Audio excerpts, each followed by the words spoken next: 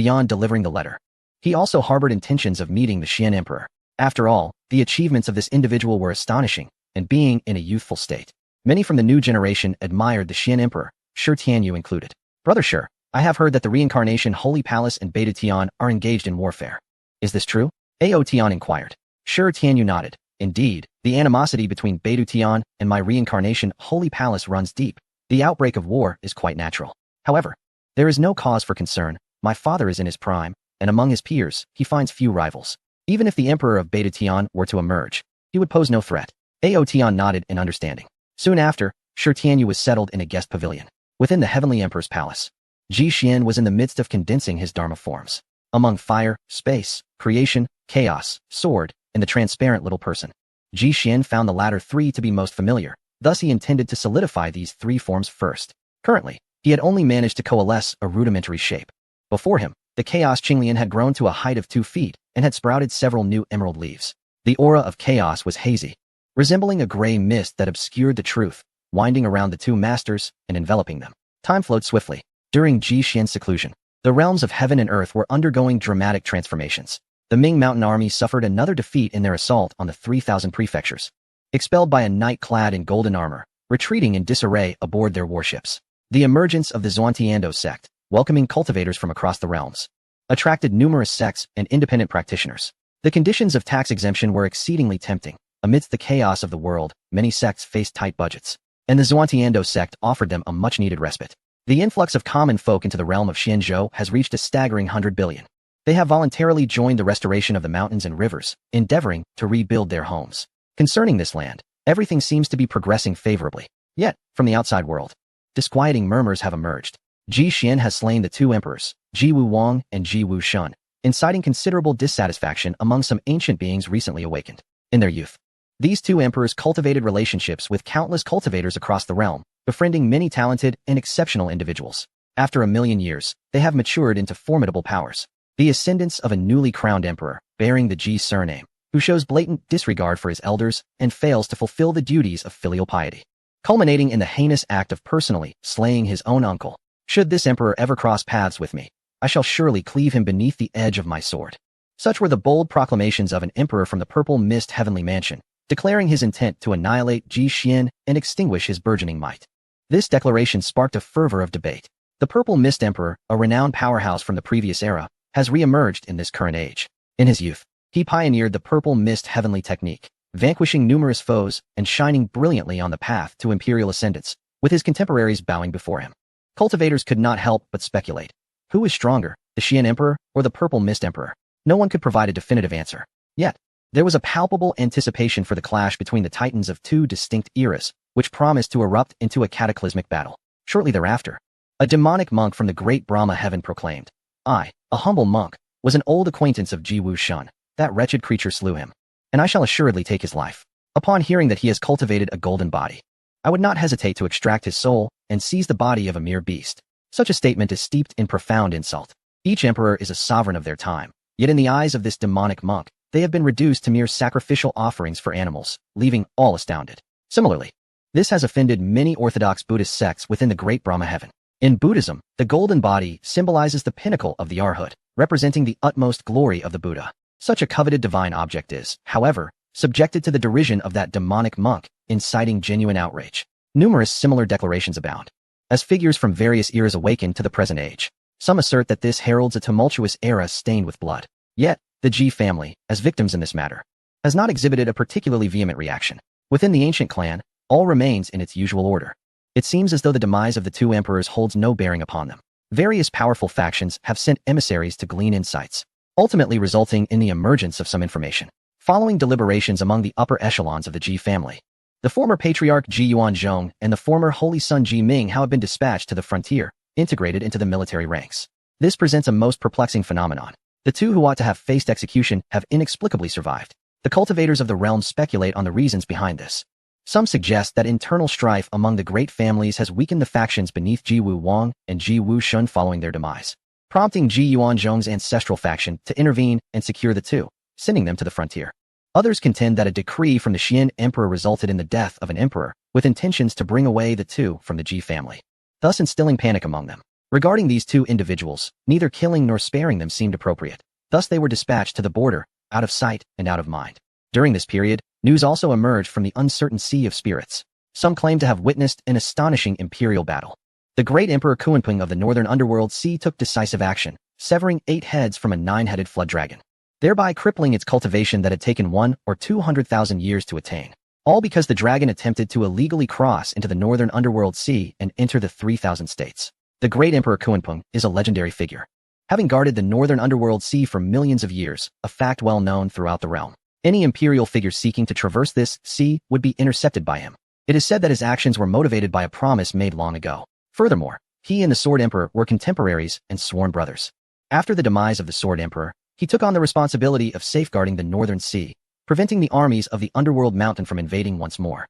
Decades passed swiftly. For the cultivators of the 9 heavens and 10 earths, a period of seclusion could extend for several hundred years, rendering these few decades seemingly insignificant. Yet, who could have anticipated that such momentous events would unfold in such a brief span? Since the emergence of the primordial ancient mind, the 9 heavens and 10 earths are poised to experience yet another surge. Chapter 196. Emergence from seclusion within the Heavenly Emperor's palace. Ji Xian sat cross-legged amidst the ethereal expanse, as immovable as a boulder, for decades without stirring. Behind him floated a colossal azure sword, shrouded in a nebulous chaos mist, accompanied by a diminutive figure radiating 7-colored divine light. These 3 entities represented the Fashang Ji Xian had painstakingly cultivated over several decades, reaching a state of consummate perfection. Before him, a chaos blue lotus, over 10 feet tall, took root in the celestial soil, swaying gently in the breeze. At its pinnacle bloomed a blue-pink lotus flower, adorned with 12 delicate petals, enchanting to behold. Surrounding the flower floated a series of golden scriptures. This was the technique Chaos Divine Guidance that Ji Xian had imparted to Qingqing. The method was devoid of ostentation, solely documenting the cultivation techniques for the Chaos Body. After all, the Chaos Body is one of the most powerful physiques in existence, capable of devouring myriad paths for its own use, allowing for the attainment of enlightenment simply through the cultivation of its physique. With a soft sigh, Ji Xian gradually opened his eyes, exhaling a breath of clarity. It was time to emerge from seclusion. He accessed the system panel to review his cultivation. Chaos Fashang, unnamed Fired the unnamed Fashang. Does it refer to the transparent figure? Ji Xian inquired. Indeed, this path was created by the host, and should be named by the host. Hearing this, Ji Xian's lips twitched, and he quickly shifted the topic. The Fire Fountain must be the benefits derived from the title of the Calamity Reaper, correct? Correct. In the world, all things strive to cross, and the host can automatically collect the power of calamity as a form of cultivation feedback. Ji Xian nodded, waving his hand, dispersing all celestial phenomena. Yet he remained seated upon his throne, facing the empty hall. Qingqing also transformed, taking the form of a young woman clad in a verdant gown, standing gracefully beside him. Her appearance suggested she was merely in her teens, her skin fair, her chin rosy, and her eyes, reminiscent of tranquil autumn waters, exuded a serene and ethereal quality, as though untouched by the mundanity of the world. Adorned in a flowing emerald gown, her exquisite figure was accentuated to perfection, while her waist-length azure hair cascaded like a gentle stream. Despite having lived for countless eons, not a trace of time could be discerned upon her being. Ji Xian rose, surveying the desolate grand hall. His disciples had come and gone, but that was a matter of 7 or 8 years past. Presently, most were undertaking their journeys in the world beyond. Sighing, he mused, indeed, I must be quite the old man now, having surpassed a century in age. The duration of his recent seclusion had eclipsed even that of his ascension from the Xiantian realm to the upper realm. He departed the hall, making his way to the gilded steps before the Heavenly Emperor's palace. The square of the sect lay empty, yet the throng below bustled with life. Under his command, the emperor had unified the various provinces into Xian province, inviting cultivators and common folk to settle within its borders, and the results were evidently promising. Outside Xian province, the flames of war raged, yet within, tranquility reigned, and Ji Xian felt a sense of satisfaction with the emperor's performance. Let us venture forth and observe, he decided. This was a modest little town, its walls constructed of blue stone, rising merely a few yards high. The inhabitants had built it of their own volition, creating a sanctuary for their community. Ji Xian strolled along the bustling streets, weaving through the crowd and savoring the vibrant essence of mortal life. He concealed all traces of his aura, appearing indistinguishable from an ordinary human. Qingqing dutifully followed behind him, remaining silent in the face of this thriving world. True to her nature, freshly steamed buns, candied hawthorn, girdle cakes. The Wang Petit house has just opened. The incessant calls of the vendors flanked him. The sense of savory meats, sugary confections, and fragrant spices enticing his senses and stirring his appetite. After decades of seclusion, it was time to indulge in some food. Ji Xian approached a stall selling snacks, glancing around with interest. Good sir, what would you like? The vendor inquired cheerfully. 2 bags of buns, please, Ji Xian replied. Certainly. Here are your buns. After a few moments, the vendor presented him with 2 paper bags, the mouth-watering aroma wafting forth. Ji Xian accepted one and handed it to Qingqing. She looked perplexed, her delicate brows furrowing slightly as she regarded the enticing scent, clearly feeling some disdain. Nevertheless, she accepted the offering. Have you never tasted food? Ji Xian asked, noticing her unusual expression. Master, I have not. As a chaotic blue lotus, I merely consumed the essence of heaven and earth. Never having savored the delicacies of humankind, she replied. Ji Xian nodded with a smile, then do try it. Qingqing took a tentative bite of the meat bun, her expression shifting from reluctance to calm, curiosity, and finally, to delight. In the end, she began to consume them one after another. Ji Xian chuckled, tossing 2 glowing spirit crystals onto the vendor's table.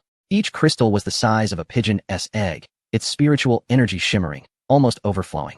The vendor gaped at the crystals, swallowing hard, his lips quivering as he stammered. Good sir, I cannot accept such payment.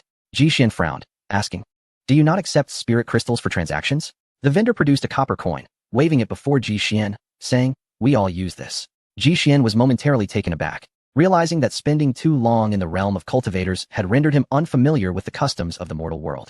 He then waved his hand dismissively, stating, keep it. This is the least valuable thing I possess.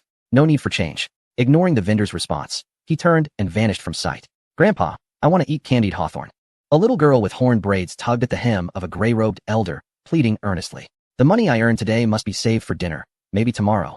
I'll buy you some, the elderly man replied with a hunched back and a weary smile. Judging by his attire, it was evident that he was a laborer in this city, struggling to earn a meager existence to meet basic needs due to his age and frailty. Is that a fired Dao spirit body? Ji Xian observed the little girl intently, his eyes sparkling with an ethereal light as he murmured to himself. Bad grandpa. You said the same thing yesterday, the day before, and the day before that. The little girl pouted adorably, turning her face away in defiance. Oh dear granddaughter. It is not easy for me either, the elder lamented. In the next moment, a bright red candied hawthorn was presented before her. The girl looked up to see a young man in white extending it towards her. Ji Xian beamed with joy, saying, take it. The girl hesitated, inching closer to her grandfather, clearly shy. The elder looked on in confusion, unsure of the young man's intentions. This candied hawthorn cost 3 copper coins, which could have provided a meal for the pair. Young man, what is this? The elder inquired. It is fate, Ji Xian replied simply. Thank you. The little girl, seeing her grandfather's approval, reached out to accept the candied hawthorn and took a bite. Ji Xian crouched down, gently brushing her hair, and asked with a smile, little sister, do you wish to cultivate? Without a moment's hesitation, the girl nodded vigorously. Of course, cultivators can fly and traverse the heavens. How delightful. And they can live for so long. If I become a cultivator, I will make sure Grandpa lives for 10,000 years. Upon hearing this, the elder felt a pang of sorrow, realizing how much he owed this child. Ji Xian pointed towards the horizon, where Jinyun Mountain appeared to shimmer through the clouds. If you desire, go there and find someone named Hualing. Become her disciple. The little girl nodded, though it seemed she had little understanding of what it meant to take on a master. The elder exclaimed in shock, Jinyun Mountain? That is where the great ones of the immortal sect reside. It is said that the current emperor, Xuandi, dwells there. We have no right to approach. Ji Xian shook his head. Do not worry. Simply say you were sent by someone named Ji Xian. An invisible light entered the bodies of both individuals, altering certain rules. Ji Xian murmured softly to the elder. Suddenly, he felt a profound realization wash over him, his heart racing as he drew a sharp breath and shuddered. However, when he lifted his gaze, the figure in white had already vanished. Chapter 197. The vicissitudes of the sacred land in the realm of Xianzhou. Amidst the undulating mountains and rivers, a figure clad in white and a graceful silhouette traversed the landscape together. Qingqing, having been conferred the title of deity, spent countless millennia in the Lotus Lantern, isolated from the world and untouched by mortal affairs. Her cultivation had ascended to the realm of the sacred king. However, when it came to worldly knowledge, she might be outdone by a mere child of 6 or 7. Taking this opportunity, Ji Xian imparted much wisdom to her. Although she still bore an air of aloofness towards the world, the once dim murkiness in her autumn-like eyes had begun to brighten. Over the course of 4 to 5 years, the two journeyed together, wandering through over 100 cities in Xianzhou, their footsteps spanning millions of miles. Along their path, they witnessed the myriad aspects of mundane life. For Ji Xian, this odyssey served as a profound journey of the heart. In contemporary Xianzhou, the land was gradually rejuvenating. The fractured mountains and rivers were mending, and the populace was beginning to settle. Yet, their expedition did not conclude there. Crossing the borders of Xianzhou, they ventured westward into the diverse terrains of the 3,000 prefectures. This region was rife with the chaos of war and the acrid smoke of conflict. A stark contrast to the peace and tranquility of Xianzhou. Countless factions clashed violently, turning the land into a maelstrom of upheaval. With blood pooling into lakes and countless corpses strewn across the expanse, the death toll reaching millions. As they traveled westward, dark clouds of smoke enveloped the area, and the roadsides were littered with bleached bones and the stench of decaying flesh. The few survivors they encountered appeared as mere shadows of their former selves, clutching tattered bowls and begging for alms. Above them, vultures circled ominously, waiting for the inevitable demise of the weary travelers to feast upon. Jixian and Qingqing ascended a low mountain.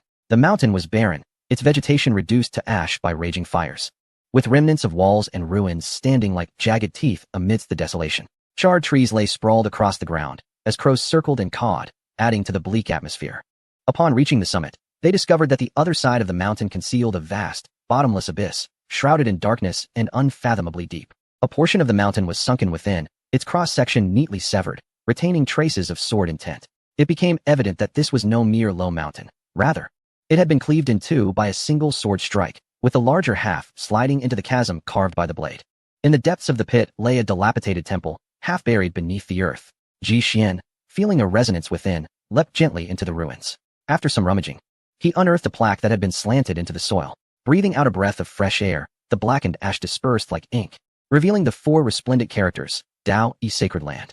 These four luminous characters bore scars of blades and arrows, time having left its mark upon them, as if they had endured the passage of eons.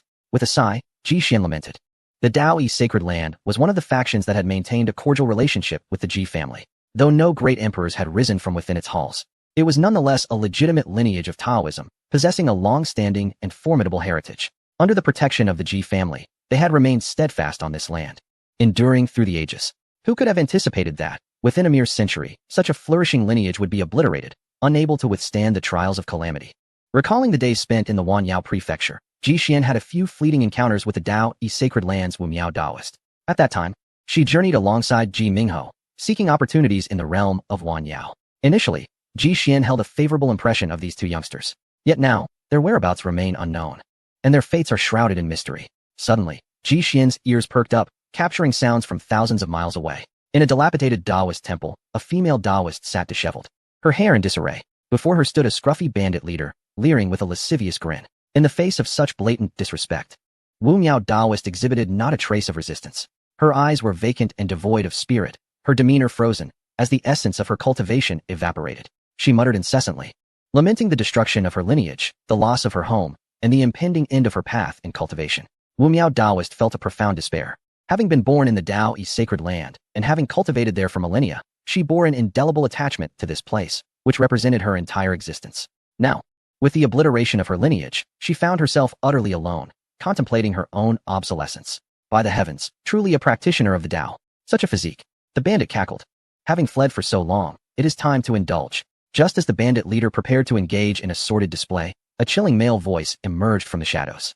How dare a mere rogue entertain designs upon the saintess of the sacred land? Jixian refrained from direct intervention. As she had brought her disciple out to hone her skills and experience the world, she deemed it inappropriate to interfere excessively. Curse it, someone else here. The bandit jolted, his confidence instantly waning. He turned to see a man reclined on a long bench, accompanied by a woman. The darkness obscured the woman's features, yet her graceful figure was silhouetted against the night. Ah, another one has arrived. Truly, the ruins of the sacred land are bountiful. The bandit leered at Qingqing, conveniently ignoring Jixian beside her. Qingqing frowned, her expression one of disdain as she regarded the lewd man before her. Master, is this the brigand you mentioned who takes advantage of chaos? Over the years, Jixian had imparted numerous practical expressions and knowledge of the current state of the world to her. Yes, I will drape this on her shortly. As she spoke, Jixian retrieved a Daoist robe from the void and handed it to Qingqing. Upon hearing this, the bandit unsheathed his long knife, slowly advancing towards the two. Who are these wildlings? This mountain has long been claimed by me. If you wish to plunder, seek elsewhere. Then, with a grin, he added, of course, if the young lady attends to my needs, I might consider sparing that man beside you. Once I ascend to greatness and conquer a city, I shall make you the lady of the realm. The pitiful bandit mistook Jixian and Qingqing for mere wandering mortals. Qingqing accepted the robe, her steps delicate as she approached the despondent Wu Miao. Oh, this woman possesses beauty surpassing that of the one on the table. As Qingqing brushed past him, the bandit inhaled the fragrant scent of lotus, his senses overwhelmed, nearly sending him into euphoric oblivion. He instinctively reached out his hand towards Qingqing. She turned her head, her gaze falling upon the unwelcome advances, a chill coursing through her body. This was a woman's instinctive reaction. Suddenly, she recalled a saying taught to her by Jixian, Men and women should not engage in physical contact. Get away. Without hesitation, she delivered a powerful punch. Bang! The chaotic force surged forth, and before the bandit could react, he was reduced to mere fragments. The force of her blow violently pierced through 5 or 6 mountains, leveling them to the ground. Big Brother is in danger. Upon hearing the commotion, the guards outside were stirred into action, brandishing their long knives as they stormed in. The moment they laid eyes on the two stunning beauties by the table, their gazes gleamed with lascivious intent, eager to pounce. However, the enormous gash in the wall of the Taoist temple and the distant, shattered mountains quickly quelled their enthusiasm. Is there more? Qingqing turned her head, glaring fiercely at them. The bandits immediately felt their knees weaken in fear. Heroine, immortal, we are not. We were just passing by. Wah, dressed appropriately. Wu Miao sat on a round stool, still slumped over with a dazed expression. Ji Xian approached her, exhaling a breath of clarity, and Wu Miao promptly awakened. Senior. She recognized Ji Xian at once, but suddenly realized something and immediately knelt in reverence. I pay my respects to the exalted emperor. Ji Xian sighed softly and spoke. As a practitioner, why willingly descend into depravity? What necessity is there for this? Returning to the senior, the sacred land of Dao Yi has been destroyed. I have no home left. Wu Miao wept, finally exhibiting the emotions of a normal person, bursting into tears. Ji Xian shook his head. One's path is forged by oneself. What does it have to do with the teachings? As a descendant of the Taoist lineage, you ought to traverse the world and comprehend the celestial mysteries. Why cling so tightly to tradition? As a practitioner, one should not become too entangled. He tossed a bundle to Wu Miao. Nothing in this world is eternal. A great calamity has arrived, and all may perish, including myself. Go forth, explore the world, carve your own path, and survive. This is some traveling money. Accept it. After a long while, Wu Miao finally came to her senses, trembling as she picked up the bundle from the ground. Thank you, senior. Silence enveloped the space, with no one responding. Upon looking again, the figure in white had already vanished. The two continued westward for a while longer. This land still held many forces akin to the sacred land of Dao Yi, yet none remained intact. The waves of extreme power had obliterated everything, and a great emperor had once acted in this realm. Countless exceptionally gifted young prodigies had perished in this catastrophe. A great calamity had arrived. Each person would be influenced by the times, compelled to partake in the strife. None could remain aloof. Except, of course, for Ji Xian himself. It's time to return. You have seen what you needed to see. Now focus on your cultivation and attain the Tao. Without becoming an emperor, one is but an ant. Qingqing responded succinctly. The two turned their direction towards the Xiantian Dao sect. Chapter 198. Entrusting the orphan to the other shore a year later, Ji Xian returned to the Xiantian Dao sect. In the sect square, several disciples gathered beneath a pavilion, awaiting Ji Xian's emergence. The atmosphere was profoundly serene. Ling Yun stood with his sword in hand, leaning against a pillar, clad in a black robe. Over the years, his time spent battling foes had imbued him with a heavy aura of lethality. Meanwhile, poor Linger sat cross-legged, diligently practicing her cultivation. Confronted by her junior brothers and sisters, she felt an immense pressure. If she did not exert herself further, her status as the eldest sister would be somewhat compromised. By the pond, Ao Tian squatted idly, feeding the fish, feeling rather bored without Sun Huowang. At last, Mo Yuling broke the silence. Oh dear, why hasn't our master emerged yet? My sister and I have already played outside several times. She lamented, languidly resting on the furry back of a dumpling. Indeed, it has been so long since I've faced a beating that I've nearly forgotten what our master looks like. Mo Yue concurred. Ending Shitty has taken over 200 wives, which means our master has missed over 200 weddings. Mo Yuling counted on her fingers, soon realizing she lacked enough digits and resorted to borrowing Mo Yue's hand for the tally. Suddenly, both felt a lightness in their bodies and began to float. Ji Xian had lifted them, placing them upon his shoulders. Master, the two exclaimed joyously, nuzzling against Ji Xian's face. After all these years, how are you two still so small? Ji Xian teased, observing their appearance. At his words, the others turned and bowed respectfully. Master, young master. Ji Xian nodded in acknowledgement. Qingqing stepped forward, performing her greetings one by one. Junior sister Qingqing, greetings to all my senior brothers. The group approached, each presenting their treasured gifts as tokens of their reunion. Ji Xian surveyed them and inquired, where is Sun Huowang? In the corner, Ao Tian scoffed and stepped forward, saying, don't even mention it. He's currently being hunted across the world. Just the other day, the Emperor of the Purple Mist Heaven threatened to deal with you, young master. Sun Huowang couldn't swallow his pride and ventured out that very night with a club in hand. He traveled all the way to the Purple Mist Heaven, not only killing one of their holy sons, but also desecrating a grave belonging to an ancestor of theirs. Though the deceased had modest cultivation in life, he was the grandfather of the Purple Mist Emperor. In response to this incident, the Emperor unusually emerged from seclusion and searched for Sun Huowang multiple times. But to no avail. The Emperor, seething with frustration, developed inner demons from his cultivation and closed the mountain gates, declaring a 500-year ban on visitors. Do you think this was the end? No, there's more. 4 or 5 years ago, he also dug up the grave of an elder from the Sword Pavilion. This time, he even set fire to a scripture pavilion, and it took the entire sect 3 days and nights to extinguish the flames. They spent a fortune hiring assassins from the Divine Assassin dynasty to deal with that monkey, but wouldn't you know it, just last month, he returned to seek revenge. Upon hearing this, Ji Xian could only chuckle helplessly. That monkey is truly a whirlwind of chaos. With his current cultivation level, he could contend with a typical great sage. There's hardly anyone who can match him. At that moment, Ao Tian produced a golden envelope. This is the envelope that Shi Xianyu entrusted to me, claiming it contains a letter from the Emperor of Reincarnation. A few days ago, he mentioned that the situation at home was tense and that he had returned early. Ji Xian took the envelope, which was adorned with a golden seal, pulsating with the profound essence of the laws of time. Ah, I understand, Ji Xian replied. Mo Yue leaned closer to Ji Xian's ear and asked, Master, may I request a favor? What is it? We wish to visit the small city above the clouds. Brother Yingzheng has already ascended and said it is breathtaking. Mo Yue implored, tugging at Ji Xian's robe. The other disciples cast hopeful glances, their ears nearly worn out from Ao Tian's incessant boasting over the past few days. Why not? The Celestial City is part of the inner sect and will soon be your place of cultivation and residence. You may carve out your own cave dwelling there and rest after your trials. With that, he beckoned towards the sky, and a white jade qilin descended gracefully. Woohoo! Master is the best, the sisters exclaimed in unison, leaping onto the qilin's back and playfully patting its flanks. Before long, a male and female qilin soared into the wind, carrying the group aloft. Ji Xian returned alone to the Celestial Emperor's palace, seated upon his throne, and broke the seal of the letter.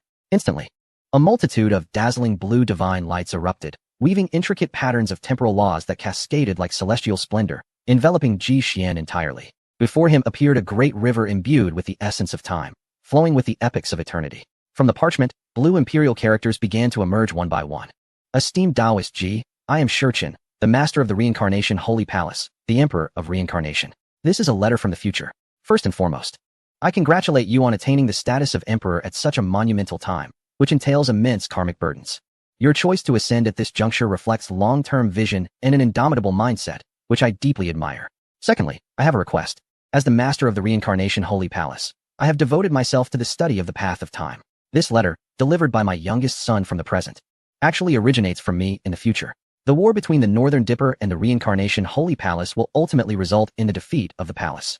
The cause is not due to my inadequacy, but because the Northern Dipper has unleashed the source of a dark calamity from millennia ago. You are likely aware of the cataclysm during the ancient Celestial Court era, when the ancient clans from beyond the realms invaded, shrouding the entirety of the 9 heavens and 10 earths in darkness, leading to the demise of all immortals. In this future conflict, I fought valiantly against 3 great emperors without succumbing, yet fell victim to treachery, tainted by darkness. This affliction is both peculiar and ominous. Once contracted, it cannot be escaped and will inevitably spread to other cultivators. Should it proliferate, the consequences for the entire realm would be unimaginable. Thus, I have resolved to sever my own existence, relinquishing my powers to reincarnate as a mortal. The Reincarnation Holy Palace will face utter destruction, with no survivors after the battle. This signifies that my youngest son will be left without protection. Through the utmost exertion of my life force, I have divined the future, perceiving the end of the river of time tainted with your essence, and have calculated that there exists an extraordinary bond between you and my youngest son. He possesses the rare reincarnation sacred body, a remarkable entity in this world, with immense potential for cultivation. I earnestly implore you to offer him refuge. In a corner of the river of time, under the cover of night, gentle rain falls outside the window, illuminating the dilapidated reincarnation sacred hall with but a solitary light.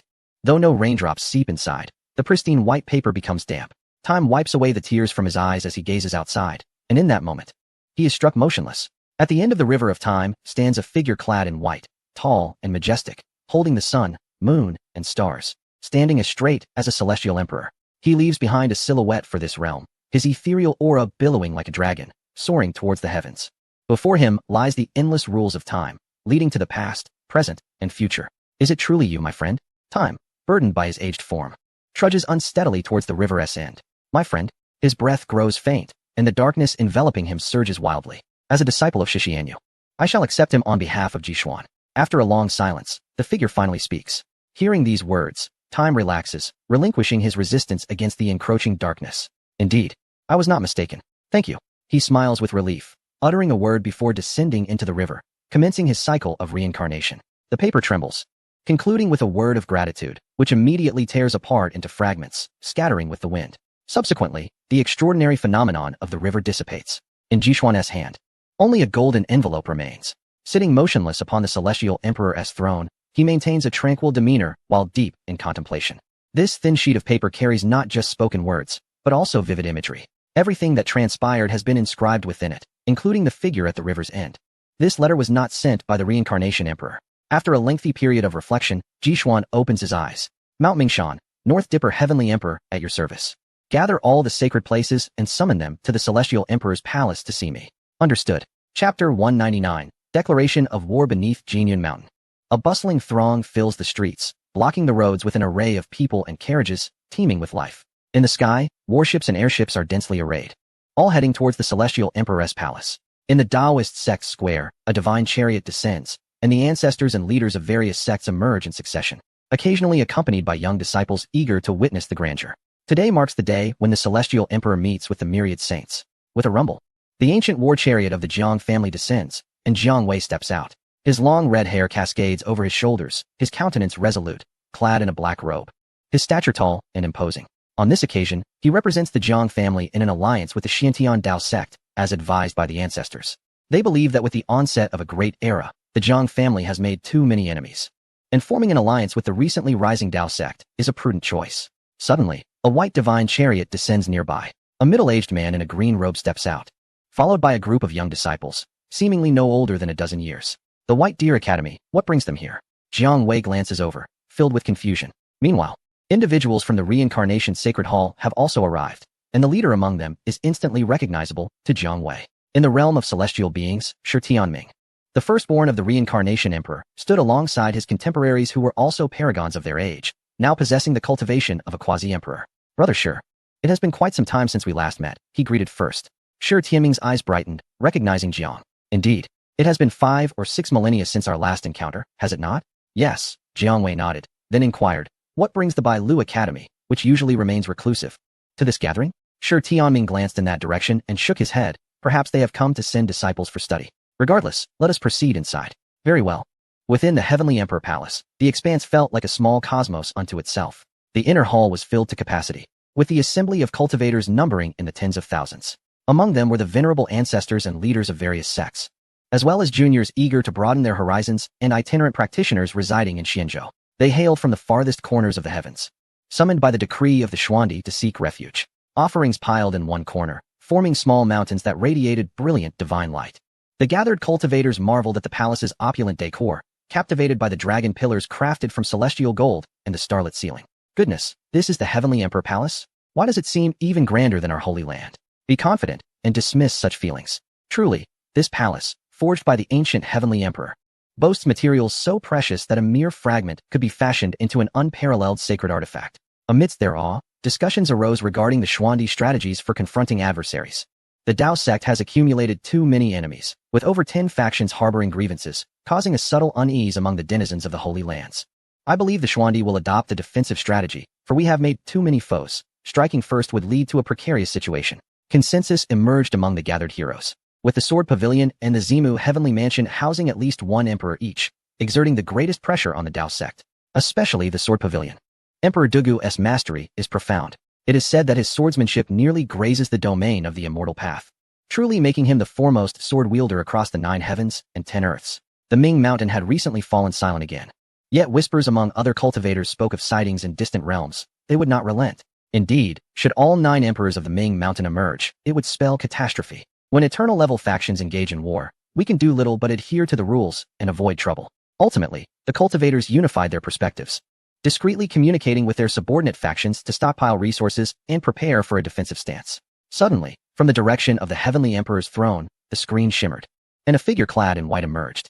With every gesture, divine light burst forth, and countless stars materialized, suspended above the Heavenly Emperor's throne, weaving into a celestial sea. Ji Xian stood amidst the cosmos, his white robes billowing, gazing serenely at the assembly below. The cultivators were momentarily entranced, then rose in unison, bowing deeply as they proclaimed, "We pay our respects to the Xuandi." Their hearts surged with excitement. After decades in Xianzhou, they had finally encountered this legendary figure.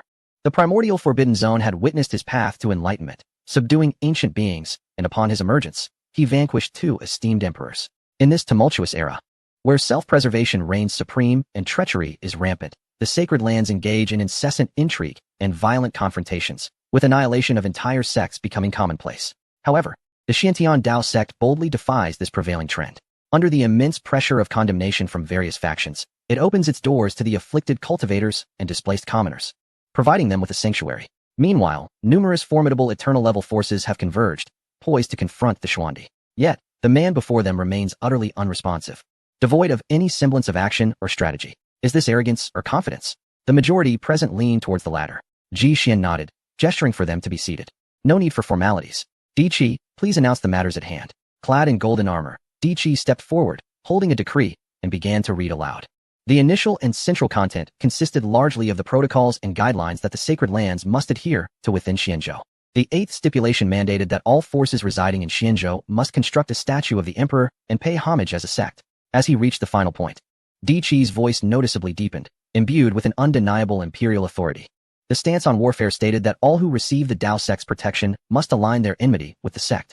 From this day forth, they must draw clear distinctions from the Sword Pavilion, Purple Mist Heaven, Mo Luo Ancient Temple, the Assassin Divine Dynasty, and the Underworld Mountain.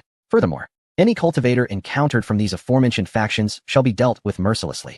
All consequences and repercussions shall be borne by the Dao sect and the emperor himself. Upon the conclusion of the decree, the atmosphere in the hall became palpably tense. The expressions of the assembled cultivators turned anxious, rendered speechless by the shocking pronouncement. Particularly the last clause struck them with overwhelming force. They had presumed that the Xuandi's lack of response to the external provocations indicated a strategic defensive posture. After all, these formidable factions each boasted multiple emperors as guardians. Though the Dao sect had external support, it did not possess the strength to confront them directly. Who could have anticipated that the Xuandi intended to engage head-on? My goodness, awaken me with a slap. The Dao sect dares to wage war simultaneously against 6 forces. How ruthless. Have they lost their minds? The Underworld Mountain itself has 9 halls. The Dao sect is challenging 14. Good heavens, the clash of 2 eternal-level powers is already cataclysmic. If 15 were to collide, would not the heavens and earth be rent asunder? This decision by the Xuandi is utterly explosive. The realm is doomed. No, not merely the realm. We are doomed. They have a total of 20 to 30 emperors, while we. The mood among all present turned bleak. Prior to the Xuandi's decree, the cultivators believed their focus need only be directed towards 1 or 2 factions. Yet, who could have foreseen Ji Xian's calm demeanor? Offering no further clarification? In truth, such elucidation was unnecessary. The forces that had come seeking refuge were predominantly weak, with only a few hundred great saints and scarcely any quasi-emperors among them. Ji Xian's acceptance of them was merely to bolster the population of Xianzhou, enhancing its influence. In simpler terms, they were cannon fodder. The gathering was ostensibly to discuss matters, yet in essence, it was a notification, an admonition to avoid internal strife during this time of great tribulation. Certainly, fundamentally, this is all about the Daoist sect securing a larger share of the spoils amidst this calamity. After all, the fortune of a sect is intrinsically linked to the beings inhabiting its territory.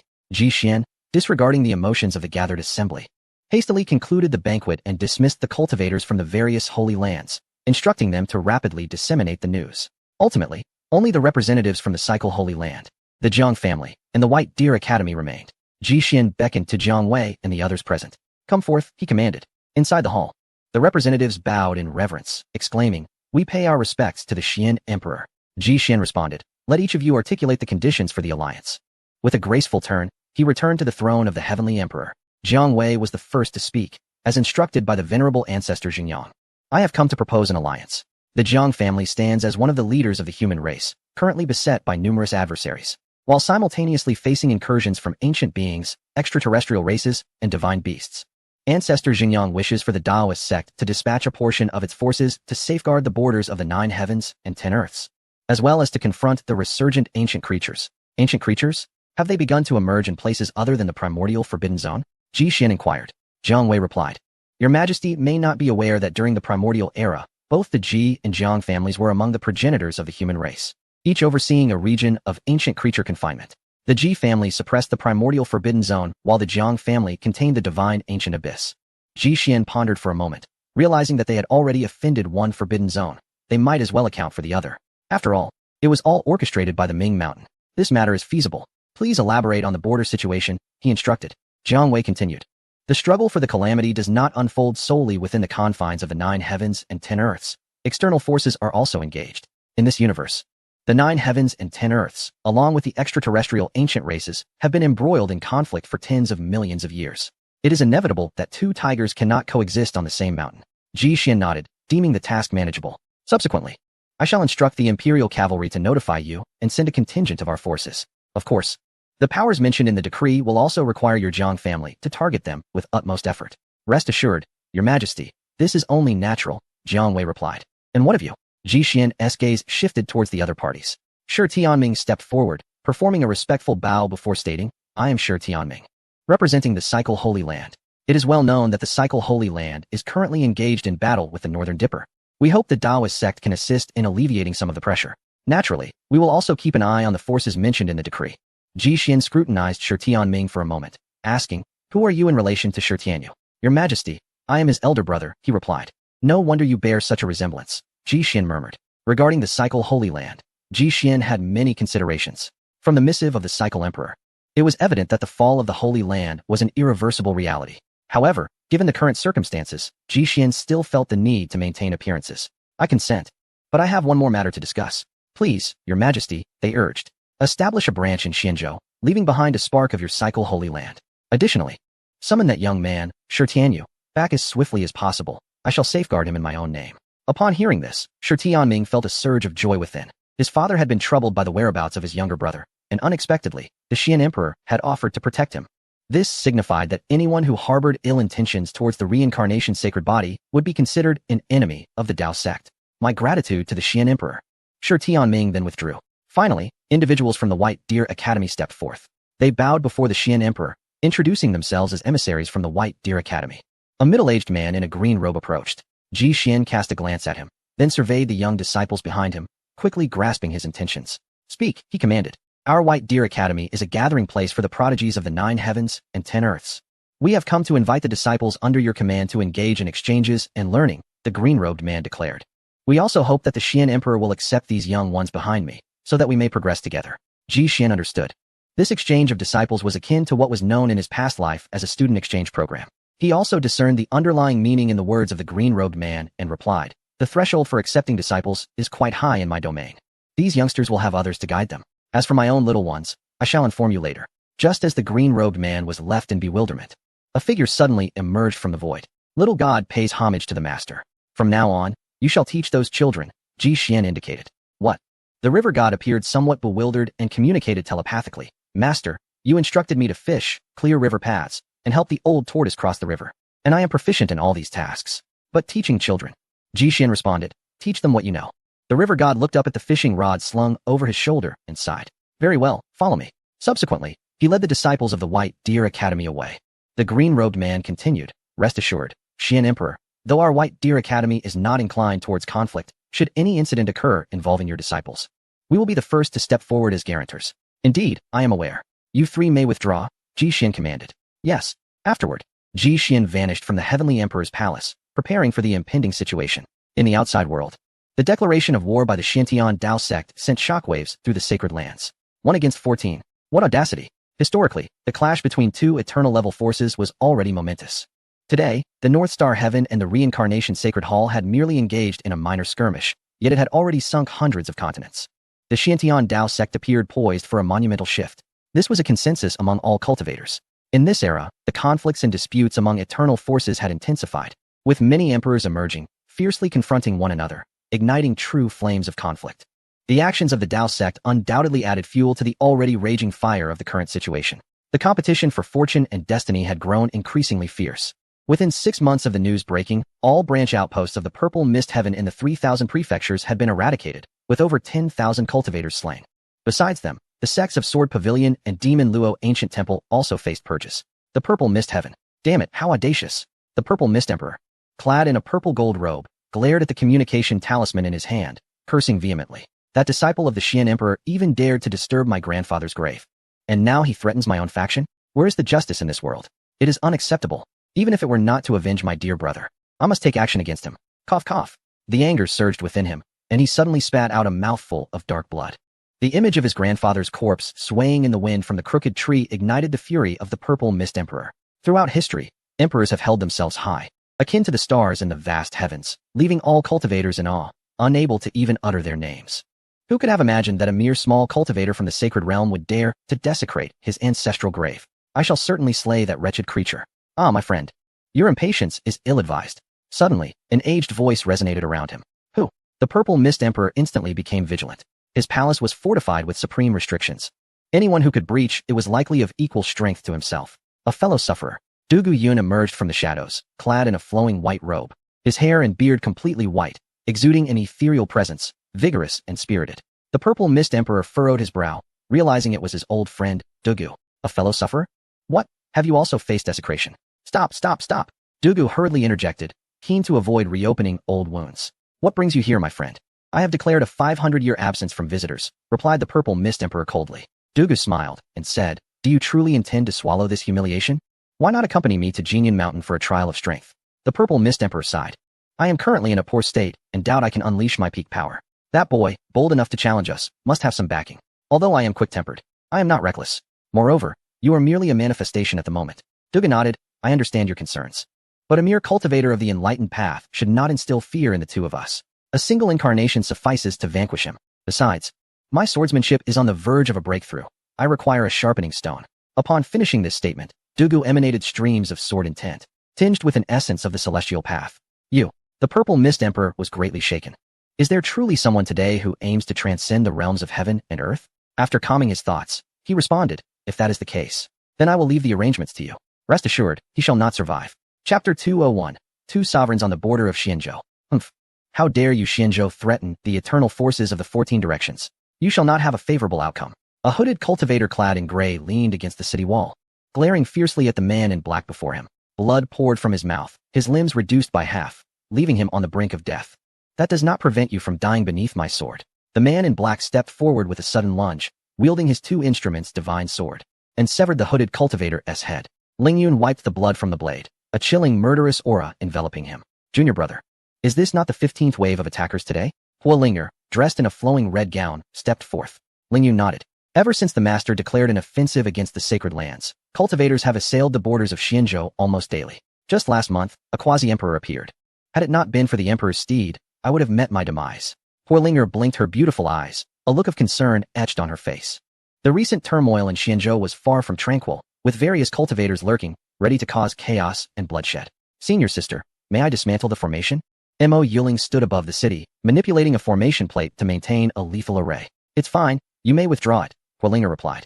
Mo Yuling let out a long sigh of relief. The incessant disturbances had deprived her of rest for the past 2 to 3 months.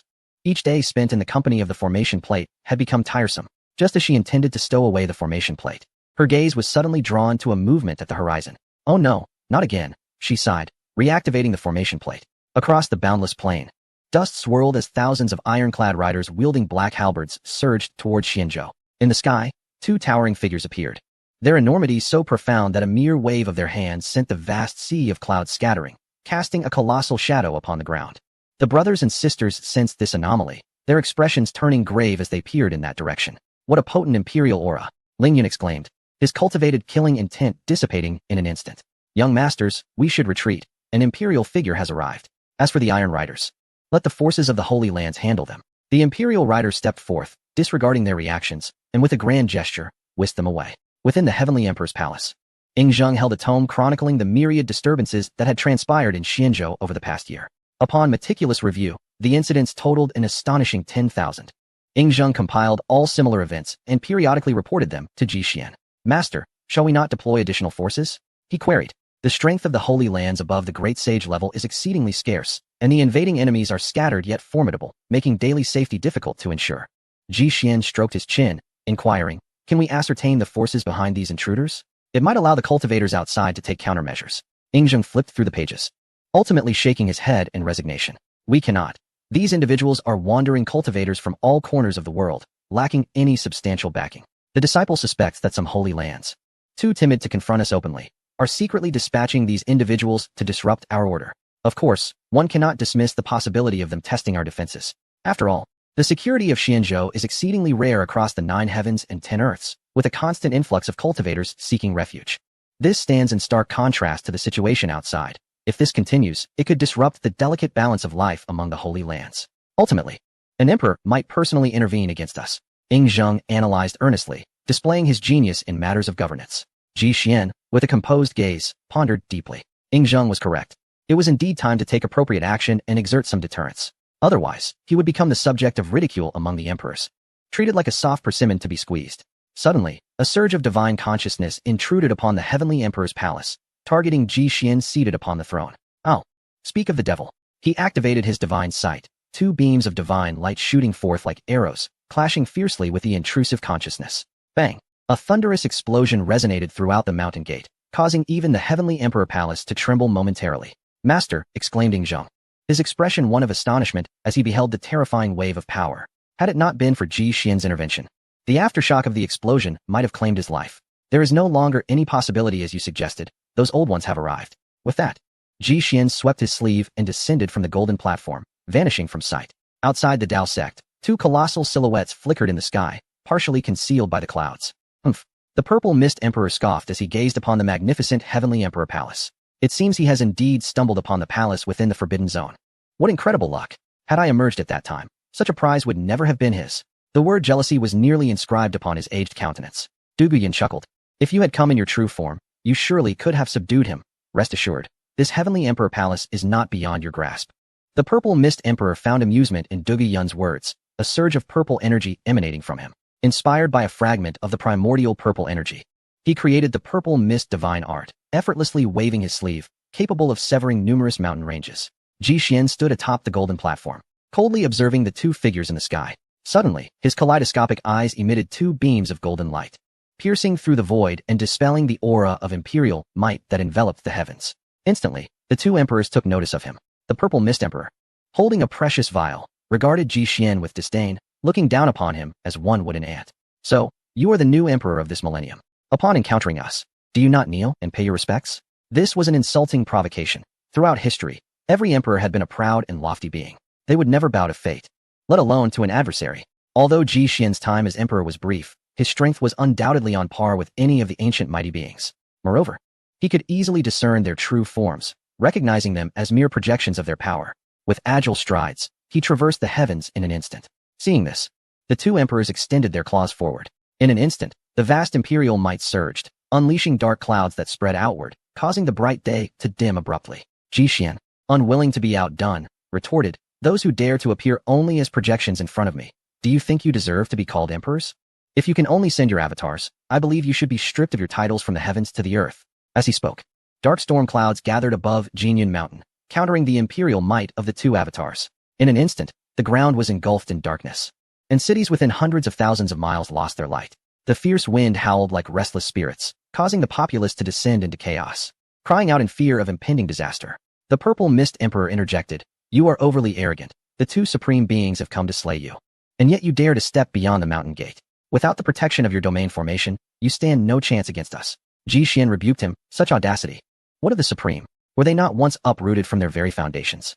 The sovereign of purple mist was utterly provoked by a single remark from Ji Xian, erupting into a torrent of curses, nearly collapsing from sheer rage.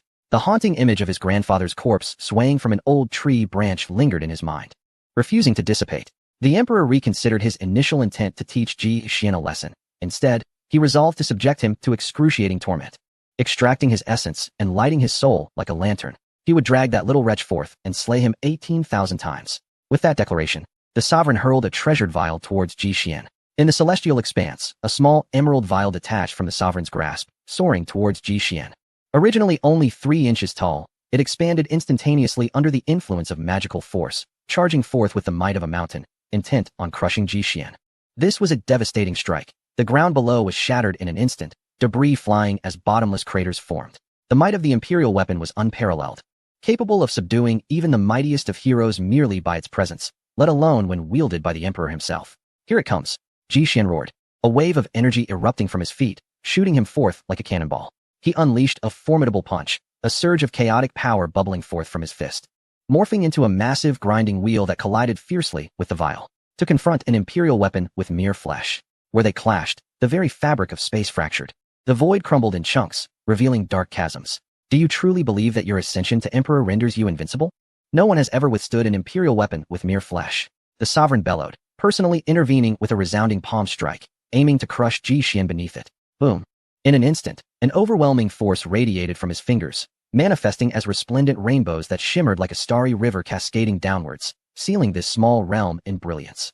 The supreme power was a strength only attainable by those who had reached the pinnacle of cultivation. A transformation of imperial might that denoted the utmost power beneath the immortal realm. That palm strike could rend the heavens, shattering mountains into dust. Like waves crashing in relentless succession, the protective array of Jinyun Mountains sprang to life, warding off the residual force. If you had come in your true form, that strike might have posed a threat, but in your current state, you are unworthy. Ji Xian's voice resonated from beneath the vial, followed by a thunderous clang as he batted the vial away, sending it flying 30,000 miles, where it impaled itself in a low mountain. Subsequently, that mountain began to sink as if submerged in water, vanishing from sight. Ji Xian ascended defiantly, a chaotic avatar manifesting behind him, absorbing all encroaching supreme power. This chaotic form, formless and colorless, resembled a sphere of energy conjured from thin air, imperceptible to the naked eye without divine sight. In the realm of Dharma, both emperors were taken aback. It had not been long since Ji Xian ascended to emperor. Yet he had transcended the first realm of imperial might and entered the realm of Dharma. Upon closer inspection, it was evident that he had achieved a complete Dharma form, signifying that Ji Xian could potentially break through to become a supreme at any moment. How is this possible? The Emperor of Purple Mist was deeply moved. In just a century, Ji Xian had ascended through two formidable realms. The rumbling of supreme power dissipated entirely, and the Emperor of Purple Mist retracted his cracked hand, having been bested in this confrontation. His aged visage now bore a serious expression, no longer underestimating Ji Xian. Each level of the imperial realm was like crossing a chasm, and the individual before him was undoubtedly a prodigy capable of transcending ranks to challenge the divine. You seem distracted. In an instant, Ji Xian had reached his side. Beneath the dark clouds, his white attire was particularly striking, radiating like a starburst of brilliance. The common folk below sought refuge in their homes, their eyes sparkling with admiration as they gazed upon the Empyrean fighting on their behalf. Threads of faith emanated from the households in the town, coalescing around a divine statue. This is dire. The Emperor of Purple Mist was startled, hastily raising his hand to defend himself, only to realize it was too late. Ji Xian's overwhelming divine energy surged towards him. A sharp crack echoed through the heavens as the Emperor was sent flying, engulfed by the mountains. His entire jaw had been shattered, teeth scattering, and divine blood staining the earth. Though this was merely an avatar, it possessed a corporeal form. You shall pay for this. The Emperor of Purple Mist seethed with fury. As he attempted to rise, Ji Xian descended upon his chest and forcefully stomped down. Instantly, a web of cracks radiated outward from his point of impact, and a tempest of energy erupted from the fissures, stirring a storm of dust. With a spurt of divine blood gushing forth, it soared skyward like a fountain. The divine blood, searing and potent, evaporated the clouds upon contact. You have gone too far. Do you truly believe I would hesitate to strike you down? If I were to manifest my true self, what would you amount to? The Emperor of Purple Mist roared, akin to a furious beast, thrashing his limbs in an attempt to shake off Ji Xian. I have barely exerted a tenth of my strength to subdue you thus. What would happen if my true form were to arrive? I would strike without hesitation. Ji Xian replied with an air of dominance, anchoring the Emperor's supreme manifestation firmly to the ground like a stabilizing pillar. In the next moment, he aimed for the Emperor's head, channeling his divine energy. The transparent figure within the mystic embryo was activated, now transformed into a kaleidoscope of colors, suffused with ethereal light, radiating sanctity. Ji Xian infused this seven-colored divine power into his fist and launched a powerful strike. Boom! Chaotic divine energy erupted in a cascade of colorful radiance, piercing the inky night, shattering the Emperor of Purple Mist's head into debris. Subsequently, a violet flame of primordial spirit erupted forth. Humph, you do possess some skill. But do not presume that this level can rival me. In a few centuries, when I emerge from seclusion, I shall claim your head. Hearing the ominous words of the Emperor, Ji Xian simply tapped his ear and replied, enough of your threats. Spare me the warnings, lest your ancestral graves be disturbed again. The Emperor's expression shifted, evidently shaken by the implications of Ji Xian's words. Is it true that your disciple has ventured into my realm of purple mist? He was genuinely alarmed. How could he endure such humiliation a second time? The monkey, akin to a loach, is utterly incapable of capturing those beneath him. Huh. Ji Xian couldn't suppress his laughter. Clearly, Sun Huang had left an indelible shadow over the Purple Mist Heaven Palace. He pointed decisively, extinguishing that strand of primordial spirit flame. The solitary figure of the Dugu Emperor was lost in thought, murmuring, did I just see incorrectly? Did he summon Tu Fashang? After a moment of contemplation, he dismissed the notion. Since ancient times, no one has ever managed to condense Tu Fashang. The path to becoming an emperor is fraught with challenges. Merely overcoming the imperial pressure can stymie countless cultivators, let alone achieving the Fashang above it. Dugu Laogo, it is your turn. Ji Xian stood amidst the chaos, enveloped in a radiant light, turning to cast a cold glance at Dugu Yun. How many times must you trouble my Taoist sect? Do you truly believe I would hesitate to slay you at the Sword Pavilion? His voice reverberated through the heavens, causing the dark clouds to shatter. golden sunlight streaming through once more. A sea of murderous intent radiated outward, coating the flora between the mountains with layers of frost. Du Guiyun chuckled. You are overestimating yourself. I am a disciple of the Sword Emperor, honing my swordsmanship for millions of years. You are not my equal. Indeed, your rapid ascension showcases your unique talents. Yet some matters are best understood with clarity.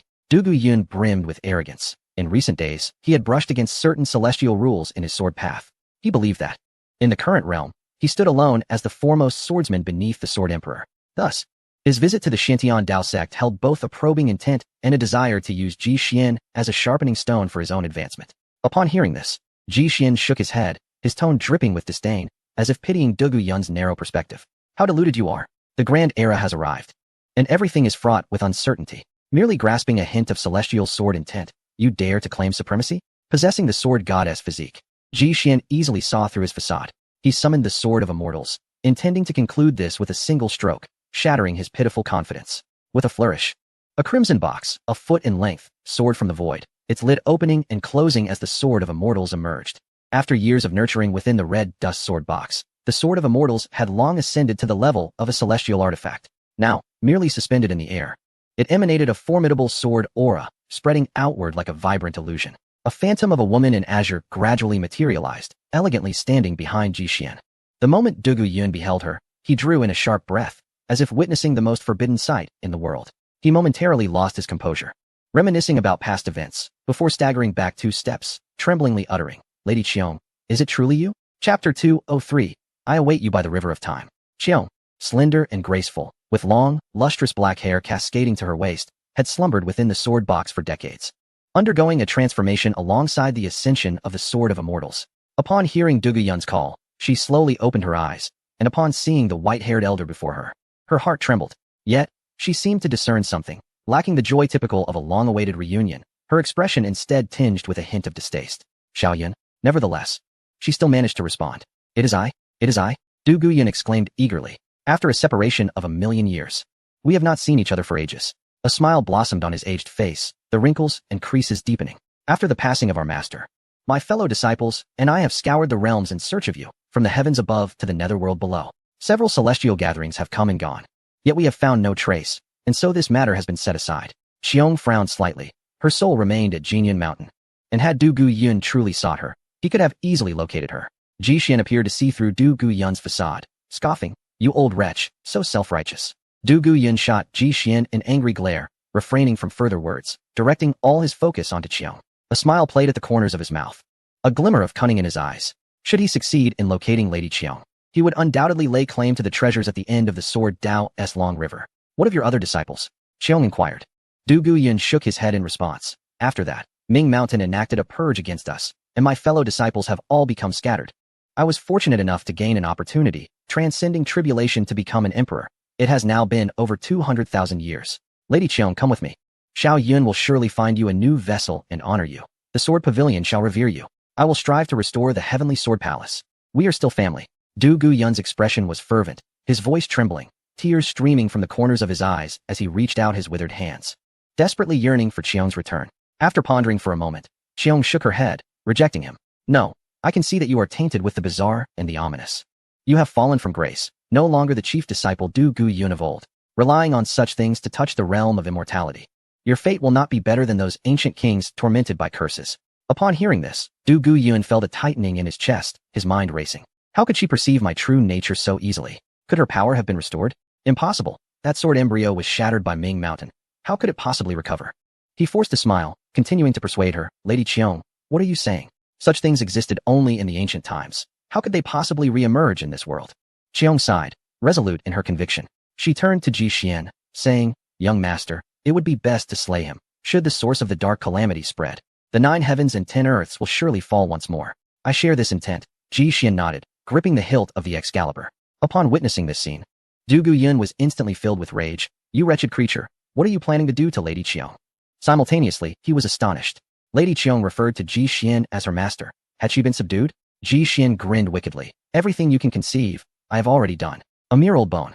Without the capability, do not harbor such delusions. You, curse be you. Du Guiyun roared, no longer concealing his emotions, since he had been seen through. Let the battle commence.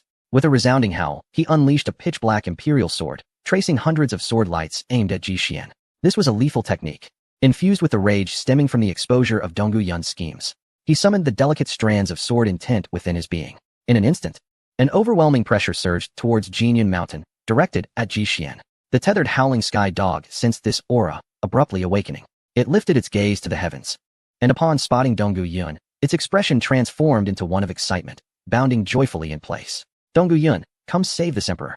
Donggu Yun felt a familiar presence and glanced in that direction, only to find a small black dog barking at him. Damn it, where did this stray come from? Do not disturb this emperor while he slays his foes. He then turned his head away, focusing intently on channeling his sword intent. You ungrateful wretch. Have you forgotten the kindness of Ming Mountain? Howling Sky Dog furiously cursed, smoke billowing from its body. Ji Xian, noticing the commotion, smiled subtly and sent a mischievous expression towards the Howling Sky Dog, as if to say, good dog, how dare you hide your true self? Your end is near. The Howling Sky Dog trembled, digging a pit and burying itself within. Meanwhile, the chilling sword intent had already descended, and the grand formation of Jinyun Mountain sensed the celestial rules, operating rapidly to weave a realm of divine light that enveloped a radius of millions of miles in an instant. Ji Xian, wielding the sword of slaying immortals, yawned nonchalantly, making no extravagant movements, merely resting the blade lightly against the incoming force. This half-formed celestial sword intent was scarcely worthy of his attention. The two sword energies clashed, radiant with divine light, as they met in a fierce confrontation, creating an invisible domain that cleaved the world in twain. In an instant, the boundary between heaven and earth blurred, and the suspended blazing sun no longer demarcated day from night. Clang! A sharp, resonant sound of metal colliding echoed as the tips of the two swords met, the reverberations forming arcs that stretched for over 100,000 miles. The mountains caught in the wake crumbled as if made of paper, dissipating into wisps of azure smoke with a gentle breeze. Donggu Yun let out a mighty roar, declaring, this emperor's domain is not something you can touch. The celestial path is an existence you shall forever aspire to but never attain. Yet, in the next moment, a disturbance ahead shattered his composure. The black imperial weapon revealed a crack, which expanded outward, birthing hundreds of fissures. Impossible. This is an imperial weapon. His voice barely faded when the black imperial sword shattered, disintegrating into countless fragments that rained down. Donggu Yun's heart surged to his throat, nearly choking him. Imperial weapons are eternal. In terms of hardness, they rival the long-dormant celestial corpses. How could it possibly break? In the next instant, the aura of the sword of slaying immortals erupted, causing the sky and earth to convulse violently. It is indeed a celestial sword. Donggu Yun gasped in shock. He had long heard rumors of the Xintian Dao sect possessing celestial artifacts, and now witnessing it firsthand, he realized the truth. I refuse to accept this. He held skyward, his body fracturing under the residual force of the sword of slaying immortals. Before the ethereal sword intent, even the supreme power cannot endure the slightest trace. This is an absolute suppression. It was initially believed that this trial would allow his sword heart to attain greater completeness, evolving into a postnatal sword heart. Although its strength may pale in comparison to the innate sword heart, it possesses a remarkably formidable constitution, rare throughout history. Yet, who could have anticipated his defeat? At the hands of a mere child who had not yet reigned for a century. As his primordial spirit dissipated, he addressed Ji Xian with a sneer. In this defeat, it is not you who has triumphed, but rather the celestial artifact in your possession. Remember, such a treasure cannot be held dear by your hands. You will face the wrath of all emperors. My sword heart remains unfulfilled. I shall traverse the river of swordsmanship, forging the true immortal sword intent. Come if you dare. Seek me out. Ji Xian's gaze turned icy as he proclaimed, do not be arrogant. I shall one day ascend the sword pavilion to slay you. Since you have spoken with sincerity, I shall oblige. I await you in the river of swordsmanship. Chapter 204. Re-entering the river of swordsmanship beneath the vast heavens. The dark clouds gradually dispersed, revealing the resplendent crimson-golden sunset. Ji Xian stood suspended in the air, his white robe fluttering, as the immortal slayer's sword trembled gently in his grasp, radiating a celestial glow. With a single strike of the immortal slayer's sword, all things fell into silence. As far as the eye could see, there were no enemies approaching, only the remnants of a ravaged landscape. He raised his right hand, and from within surged the power of creation, bursting forth with vibrant life. A branch from the divine tree extended from Ji Xian's being, coalescing a drop of life's essence at its tip. In the next moment, a verdant light of life spread in all directions, enveloping everything. The once pulverized earth and mountains began to mend at a visible pace. Every flower and blade of grass blossomed anew, as the desolate land was submerged beneath waves of emerald, rejuvenating into a scene teeming with vitality. Within the span of an hour, everything returned to its former glory. What a remarkable feat! Xiong, hovering above the sword body, blinked her lively eyes in astonishment. She was aware of Ji Xian's prowess in swordsmanship, but was unprepared for his equally profound mastery of the path of creation. In the distance, the invading cavalry was swiftly being eradicated. These were the forces of the Purple Mist celestial capital. With the death of their emperor, they disintegrated into chaos, ripe for slaughter. The fertile lands beyond Xian Prefecture were stained crimson with blood, bodies strewn haphazardly across the ground. The cavalry was formidable, and many from the Dao sect's sacred lands had also perished. Fire Spirit seemed injured, lying atop Wanton as they soared towards the castle walls. Mo Yuling sat upon Ling Yun's shoulder, toying with a violet divine pill, and within moments, succumbed to slumber, resting on Ling Yun's shoulder. She was indeed exhausted, having not closed her eyes amidst the busyness of recent months. In the air, Ji Xian observed all of this with an impassive heart, devoid of any turmoil. This was merely the beginning. He withdrew a white cloth from the void and began to gently wipe the blade of his sword. As he did so, he inquired, "Tell me about this Duguyun." Beside him, Xiong straightened her posture and replied. He was indeed one of the strongest among the younger generation back in the day, recognized for his talent by the Sword Emperor, who took him as a disciple. However, this individual possesses a narrow mind and grand ambitions.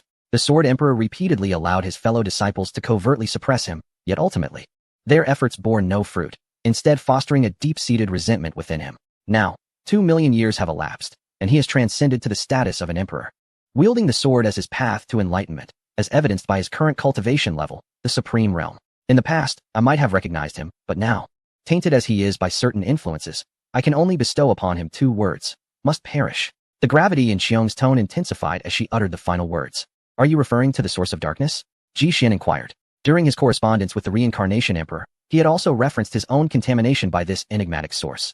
This power is exceedingly terrifying, seemingly overshadowing the heavenly Tao. Even an emperor, once ensnared, could only drink from the cup of regret. Indeed, Xiong affirmed with a nod, continuing. The era of countless celestial beings' demise, millions of years ago, was wrought by the source of darkness. This force can indeed aid one's cultivation, yet its peril is immeasurable. Some assert that it emanated from the immortal domain, while others claim it was meticulously crafted by the Emperor of Fengdu, yet no consensus has ever been reached. The Yellow Emperor of Xianyuan favored the latter theory, thus uniting the celestial beings to vanquish the Emperor of Fengdu, condemning him to eternal exile from reincarnation. A fate that persists to this day. As a result, the Ming Mountain was also ensnared, sealed forever on the opposite shore of the indeterminate Divine Sea. Just now, I sensed a peculiar disturbance within Duguyun. Although it was merely a hint, it felt profoundly unsettling. If this anomaly is not swiftly eradicated, the 9 heavens and 10 earths may face dire consequences. Ji Xian nodded, his countenance serene as he declared, Indeed, after my journey through the River of Swords, I shall personally confront him. I have perused texts that describe the Sword Pavilion as a treasure trove. It shall be claimed in due course. Xiong's eyes widened, casting a few astonished glances at Ji Xian. Young master, you speak of slaying an emperor so lightly, as if it were akin to dining or drinking. Ji Xian chuckled. It is hardly a formidable task. I have transcended. Ascending to immortality is merely a matter of time. In the current 9 heavens and 10 earths, no entity or circumstance has yet posed a challenge that could daunt me. Though spoken in jest, Xiong harbored no doubts regarding the veracity of his words. Bound by a master-servant contract with Ji Xian, she could subtly perceive the changes within him. However, there was one matter that perplexed her. After much internal conflict, she finally voiced her inquiry. Young master, how many manifestations of the Fashang have you actually condensed? Ji Xian held up a hand, stating, neither more nor less, just 6. By the heavens. Xiong could not help but exclaim, her exclamation starkly contrasting with her usual grace, revealing the extent of her astonishment. Throughout history, the path of emperors has been paved with corpses, and the road of immortals littered with lost souls. While others navigate cautiously in fragile vessels, you, young master, charge forth in a flying ship. Ji Xian sheathed his sword, returning it to its scabbard, preparing to rest before entering the river. That night, beneath a sparse canopy of stars and a luminous moon, Ji Xian sat cross-legged atop the peak of Jinyun Mountain, absorbing the essence of the radiant moon.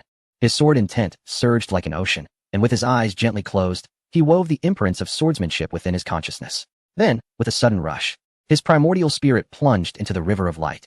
Within the pitch-black corridor, a slender stream flowed steadily onward.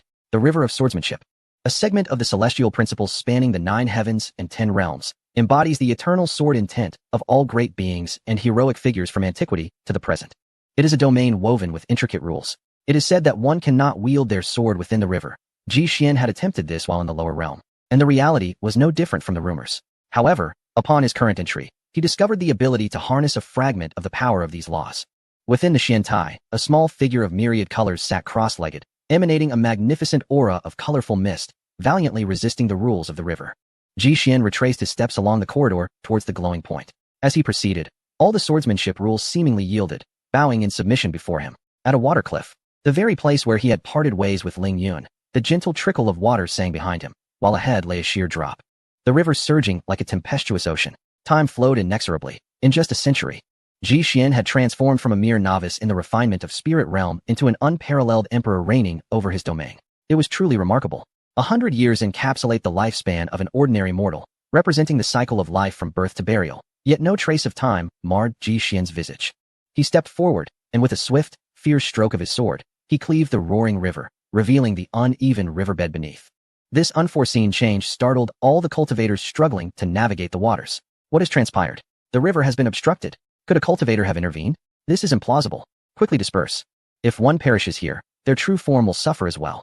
Amidst the panicked retreat of the cultivators, a figure clad in white emerged from the tumultuous waves, gazing calmly at the surging path ahead, his heart as tranquil as still water. Many cultivators took note of him, and several recognized the emperor. The Xian Emperor. The Xian Emperor has arrived. One could not contain his exclamation, igniting a fervor among the crowd. What brings the Xian Emperor here? Is he to tread the path of the emperor? The path of swordsmanship within the river is shrouded in mystery, rumored to hold the divine treasures of the celestial emperor, drawing countless aspirants. However, formidable restrictions guard this path, preventing many who have attained emperorship from advancing further. Though the Xian Emperor had only achieved enlightenment for less than a century, he had already slain 2 emperors, earning him the respect of all. Could he succeed? This was the question on every cultivator's mind. Undeterred by the myriad gazes upon him, Ji Xian shifted his focus towards a small island within the river. On the rocky shore of the island sat an elderly man in a black robe, his hair and beard as white as snow, exuding an ethereal presence. Suddenly, he opened his eyes, directing his gaze towards Ji Xian with a cruel smile. You have finally arrived. Chapter 205. The Path of the Emperor Above the River. Ji Xian and Du Guiyun exchanged glances across the void. The imperial might of both surged outward, stirring tumultuous waves, crashing against the shores. As countless small islands within the river were instantaneously submerged, thunderous roars echoed. In an instant, the entire river began to quake violently. The cultivators, who were desperately navigating the waters, found themselves pinned helplessly beneath an overwhelming force, unable to move. This is the essence of an emperor. Even before a single blow is struck, their mere presence can shake the very fabric of the rules governing the river. It is essential to recognize that this is merely a fragment of the essence shared between 2 souls. Du Guiyun rose from the rocky outcrop and descended with measured steps, exuding an aura of composure and mastery over the situation. In the face of Ji Xian's overwhelming murderous intent, Du Guiyun smiled warmly, gesturing dismissively as he spoke. Please retract your malice. The Sword Dao's river of great principles will restrain us. We are not permitted to act aggressively. I am aware of your remarkable prowess in the Sword Dao. Why not join me in traversing the path of the Sword Emperor?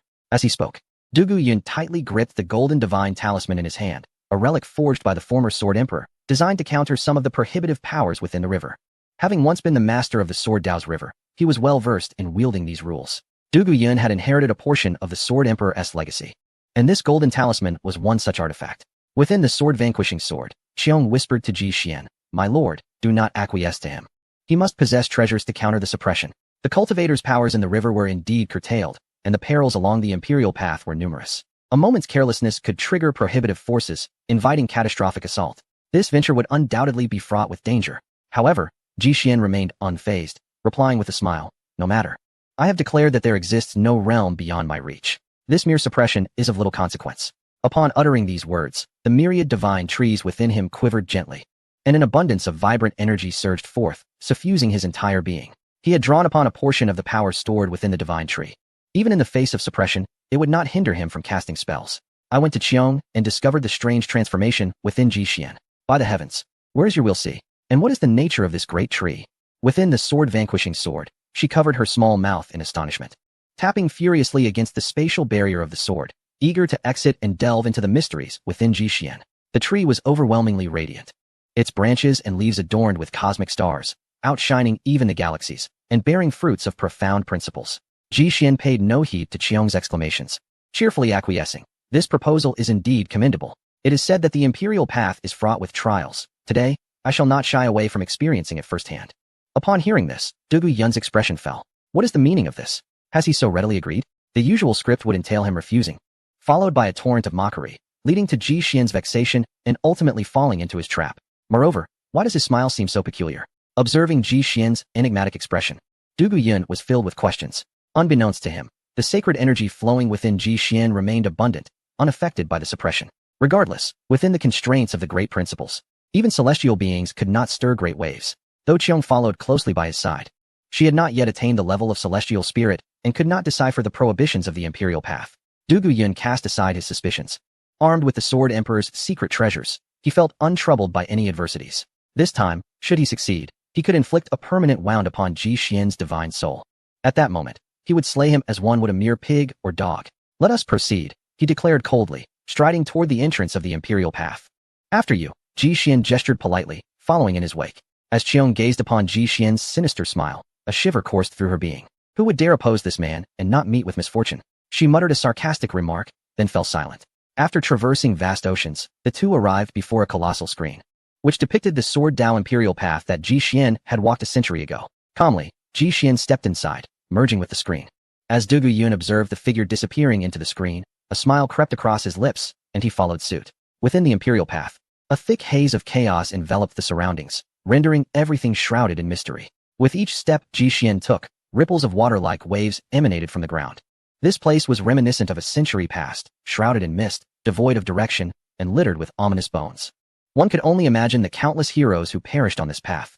Du Guyun pinched a talisman between his index and middle fingers, biding his time for a suitable opportunity. Should you become lost in the chaos, I shall trigger the restrictions and severely injure your primordial spirit. He mused inwardly. However, he soon noticed something amiss.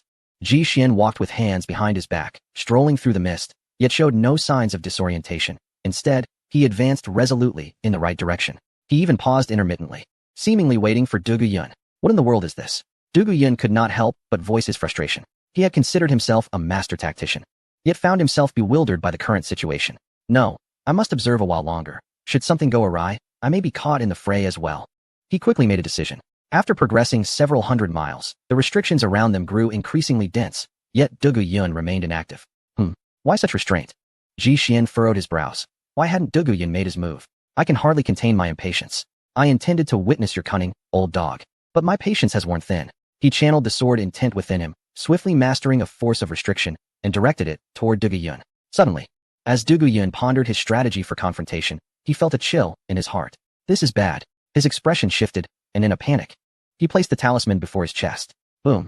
The attack struck directly against the talisman, and even one as formidable as he was sent flying several hundred feet, crashing into a pile of long-forgotten bones. Spitting out a mouthful of shattered remnants, Du Guyun struggled to rise, his face akin to one who had ingested a dead rat. Amidst the mist, Ji Xian's figure gradually materialized, and he remarked with amusement, "Old man, I granted you a chance, yet you proved to be ineffectual. My patience is limited. In my view, the sword pavilion shall be mine to command henceforth. What audacity do you possess to lay claim to that treasure?" With that, a blue divine sword materialized behind Ji Xian, causing the entire Sword Dao River to tremble. Indeed, you have condensed Tufashang. Du Guyun exclaimed in astonishment. Achieving the status of an emperor is arduous. Throughout history, those who have attained such a rank could only choose one path to become an emperor. And no one has ever condensed Tufashang. He had to concede that Ji Xian's rise was swift and undeniably remarkable. In terms of talent, he was unparalleled. Suddenly, Du Guyun became aware of something, his eyes widening as he exclaimed, "No, how can you wield holy power?" Ji Xian shrugged and replied, "What is so difficult about it? Yet you speak too much." A sharp sword aura sliced through the air, parting the dense mist, aimed directly at Du Guyun. A golden talisman flew forth on its own, intercepting the strike, yet it bore numerous cracks on its surface. Du Guyun let out a sigh of relief. Fortunately, he had the talisman, or else his physical body in the real world would have suffered injuries. This talisman could still withstand 9 more attacks. With this time, escape was certainly feasible. In this circumstance, reaching the end of the path was impossible. The foremost priority was to preserve his essence. The prowess of the Sword Emperor was indeed astonishing, managing to deflect this sword intent of mine. Ji Xian nodded, and with a wave of his hand, thousands of sword auras were unleashed in an instant. "Damn it, can't you come at me one sword at a time?" Du Guyun cursed, summoning the talisman to buy himself time to flee. However, the golden talisman shattered instantly, and countless sword auras swept through. Uft! One sword severed his head. Du Guyun's head flew off in an instant. "Ah!" he cried out. Although this was merely his essence, in the river of time, all sensations were palpably real, no less than in the physical realm. "Without me, you will never reach the end of the imperial path. You will inevitably lose yourself here." Du Guyun gritted his teeth, harboring unbridled hatred towards Ji Xian. The end of the path before him was where the sword heart was sublimated, yet it remained just out of reach. "I have long since arrived at the pinnacle of the imperial path. My might is beyond your imagination," Ji Xian exclaimed. exerting more force as 10,000 swords converged upon the severed head. Ah, you shall pay for this. In the next moment, Dugu Yun's head was pierced by a myriad of swords, bursting into a cloud of crimson mist. Subsequently, that ethereal form was torn apart, dissipating within the imperial path. In the real world, at the sword pavilion. In a stone chamber, a wretched scream echoed as Dugu Yun's head cracked open with ghastly fissures. A murky mixture of red and white oozing forth. The entrance to the river of sword intent lay deep within the sea of consciousness, where the paths intertwined most densely. Now, with this essence severed, it inevitably affected his physical body. Fortunately, his mastery of the sword path was profound. Had an ordinary cultivator sustained such injuries in the imperial path, they would likely have perished. Ji Xian would undoubtedly mobilize forces to attack the sword pavilion upon emerging from the river, purging the external disciples. He must not succeed. With this thought, Dugu Yun shouted, "Come here." Yes, a young disciple entered. "Convey my order. Summon all disciples currently training outside. Activate all defensive formations, and guard the mountain for 1,000 years.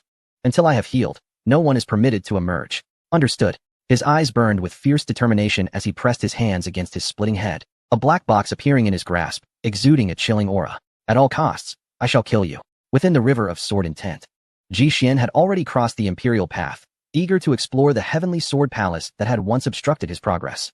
Chapter 206. The heavenly sword palace in the boundless starry sky. A figure clad in white stepped forth from the screen. Before him stood a magnificent array of ancient palaces, with the inscription Heavenly Sword Palace prominently displayed on the plaque of the foremost edifice. As Yi Qiong had mentioned, the Heavenly Sword Palace was not merely a single palace.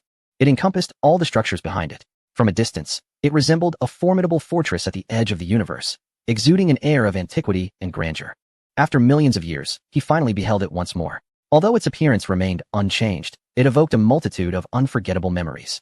With a tone tinged with sorrow, Qiong spoke. However, Ji Xian appeared remarkably calm as he ascended the steps, standing before the entrance and gently pushing the door open. To his surprise, the immense force that had once barred his passage a century ago was absent. He could sense the sword intent around him bending in submission. Within the divine tree, the sword intent of the divine king filled the trunk, radiating a brilliant luminosity. Inside the palace, resplendent starlight streamed through the windows, casting trails of white frost upon the floor. As the former abode of the Sword Dao Heavenly Emperor, this place was utterly devoid of adornments. Starkly contrasting with the opulent Heavenly Emperor Palace, Ji Xian glanced around, puzzled. Why is there not a single treasure here? Have we arrived too late? Qiong shook her head and replied, not at all. This residence has been like this since the Sword Emperor's lifetime. He was a pure-blood white tiger, aligned with the metal element, imbued with a fierce aura of battle, and devoted his life to cultivation, a true martial enthusiast. Thus, he never took the time to furnish the palace. The only notable features of the Heavenly Sword Palace are the dozen or so celestial formations. After such a long passage of time, it is likely that those formations have become ineffective. Ji Xian nodded and continued onward. True to Qiong's words, he traversed through dozens of empty halls, devoid of even a single decent chair, leaving behind only shattered formation patterns and broken discs. Time had etched its prominent marks upon these ancient chambers, compelling him to marvel at the Sword Emperor's obsession with martial arts. As Ji Xian walked slowly, each step could cover 2 or 3 miles. In the dark and dusty palace, he appeared in pristine white attire, like a pure spirit traversing the mortal realm. Soon, he arrived at the terminus of the Heavenly Sword Palace. This was the tallest structure among the halls, with a faint golden divine sword embedded in the stone threshold. Though it was broken and covered in rust, an undeniable chill of deadly intent emanated from it. Ji Xian grasped it firmly, pulling it from its resting place. The mottled rust shimmered with glimmers of starlight, as if poised for revival. Yet ultimately, it failed, the sword disintegrating into a handful of powder that scattered with the wind, leaving Ji Xian with only a trace of yellow sand. Suddenly, he seemed to sense something, gently blowing to disperse the sand. In the palm of his hand appeared a cyan sword-shaped mark, with strands of residual Divine King's sword intent lingering upon it. How is this possible? Ji Xian's pupils constricted. Even he, usually composed, was taken aback. The sword that had been embedded here for millions of years bore his imprint of the Sword Dao. This mark, worn by the ravages of time, had diminished in divine power, yet it was undeniably of the same origin as Ji Xian's Divine King's sword intent.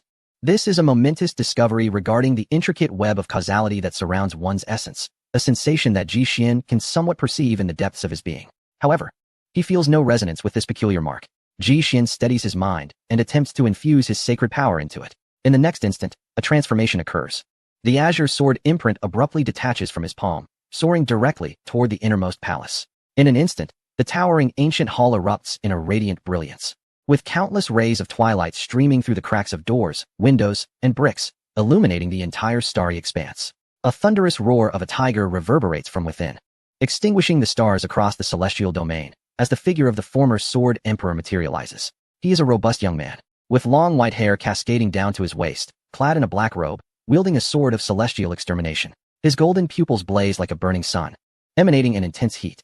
It seems he does not notice Ji Xian, hastily turning away, leaving only his silhouette gazing towards the profound gateway of the Heavenly Sword Palace. Alas, until the darkness is vanquished, the world of destruction shall inevitably arrive. With a soft sigh, his ethereal form dissipates. Ji Xian comprehends that this is a fragment of his obsession, an unfulfilled regret that lingered until his last moment in life. Yet, it is not only Ji Xian who harbors doubts. Even Xiong is perplexed. Rumors say the Sword Emperor perished due to the tribulation of ascension, lamenting his failure to attain immortality even as he was reduced to ashes. But what, then, is this Stargate? Which of these is the Sword Emperor's unresolved regret? The two suddenly realize that a secret buried for millions of years is on the verge of revelation. The fall of an era's heavenly emperor, the reasons unknown, has been distorted into tales of a bitter, celestial tribulation. Let us enter, Ji Xian declares gravely as he strides toward the palace. The enigmatic death of the heavenly emperor weighs heavily on his mind, especially considering his own aspirations to attain the status of heavenly emperor. Who would not be concerned about an inexplicable demise? Upon entering the ancient hall, they encounter the personal belongings of the Sword Emperor during his lifetime. In the vast emptiness of the hall, there stands only a wooden table, a chair, a mat, and a display of several imperial weapons. Ji Xian strides forward, bypassing the imperial weapons, sensing an unusual aura emanating from the depths of the hall. It manifests as a sphere of divine essence, enveloped in the intent of swordsmanship. This is the true essence of the Sword King, Xiong exclaims in astonishment. Truly, this was once the foremost prodigy of the 9 heavens and 10 earths. Even in such a constrained environment, he had one foot in the realm of the immortal path, his sword intent transcending beyond. Ji Xian casts a confirming glance at the sword essence. Indeed, this individual was a force of nature, had it not been for the unforeseen events. He likely would have been the first to attain immortality in millions of years. The sword essence contains remnants of the Sword Emperor's past cultivation and teachings. Yet these hold little value for Ji Xian, who possesses the divine king sword body. Suddenly, an idea strikes him, and he prepares to convey a message to the river god. Xiong, aligned with his thoughts, speaks up. My lord, quickly summon your second disciple. He possesses an innate sword heart. With this true essence, we can forge a new Sword King body. Meanwhile, the river god receives Ji Xian's transmission. Indeed, I understand, master. With a swift motion, he appeared beside Ling Yun. By the vast river of the celestial city, Ling Yun was practicing his swordsmanship. Young master, the master summons you to the Sword Dao River. Ling Yun opened his eyes, and 2 streams of sword energy shot forth from his pupils, shattering a massive boulder 100 feet away. Understood. He then prepared to meditate, opening the gateway to his consciousness. However, the river god suddenly seized his collar and pulled him toward the river. River god, what are you doing? Ling Yun was perplexed as he felt the scorching friction against the ground, leaving behind deep furrows. Splash! The two fell into the water, gradually sinking. The master directed me to the Sword Dao River, not this river, he retorted. Yet, in the next moment, his understanding was utterly overturned. Beneath the water's surface, he was not enveloped by the icy waters of the celestial city's river. Rather, he began to rise from another domain of water. This realm was woven from rules, surrounded by profound sword intent. The Sword Dao River. Ling Yun was utterly bewildered. What on earth is happening? The river god chuckled. Isn't this how you enter? The Sword Dao River is also a river. Chapter 207. Mastering the Sword Dao River, dividing the heavenly Dao's fate within the heavenly sword palace. As Ji Xian conversed with the two, a change in the divine source occurred. Images from the past surfaced, revealing the life of the Sword Emperor. Born from the ancient celestial era, he first emerged as a white tiger, a divine beast of the celestial path, roaming freely for 9,000 years, reveling in existence. At the age of 10,000, a master swordsman appeared and enlightened him, setting him on the path of cultivation. With his formidable racial talents and indomitable will, the Sword Emperor ascended to the realm of emperors.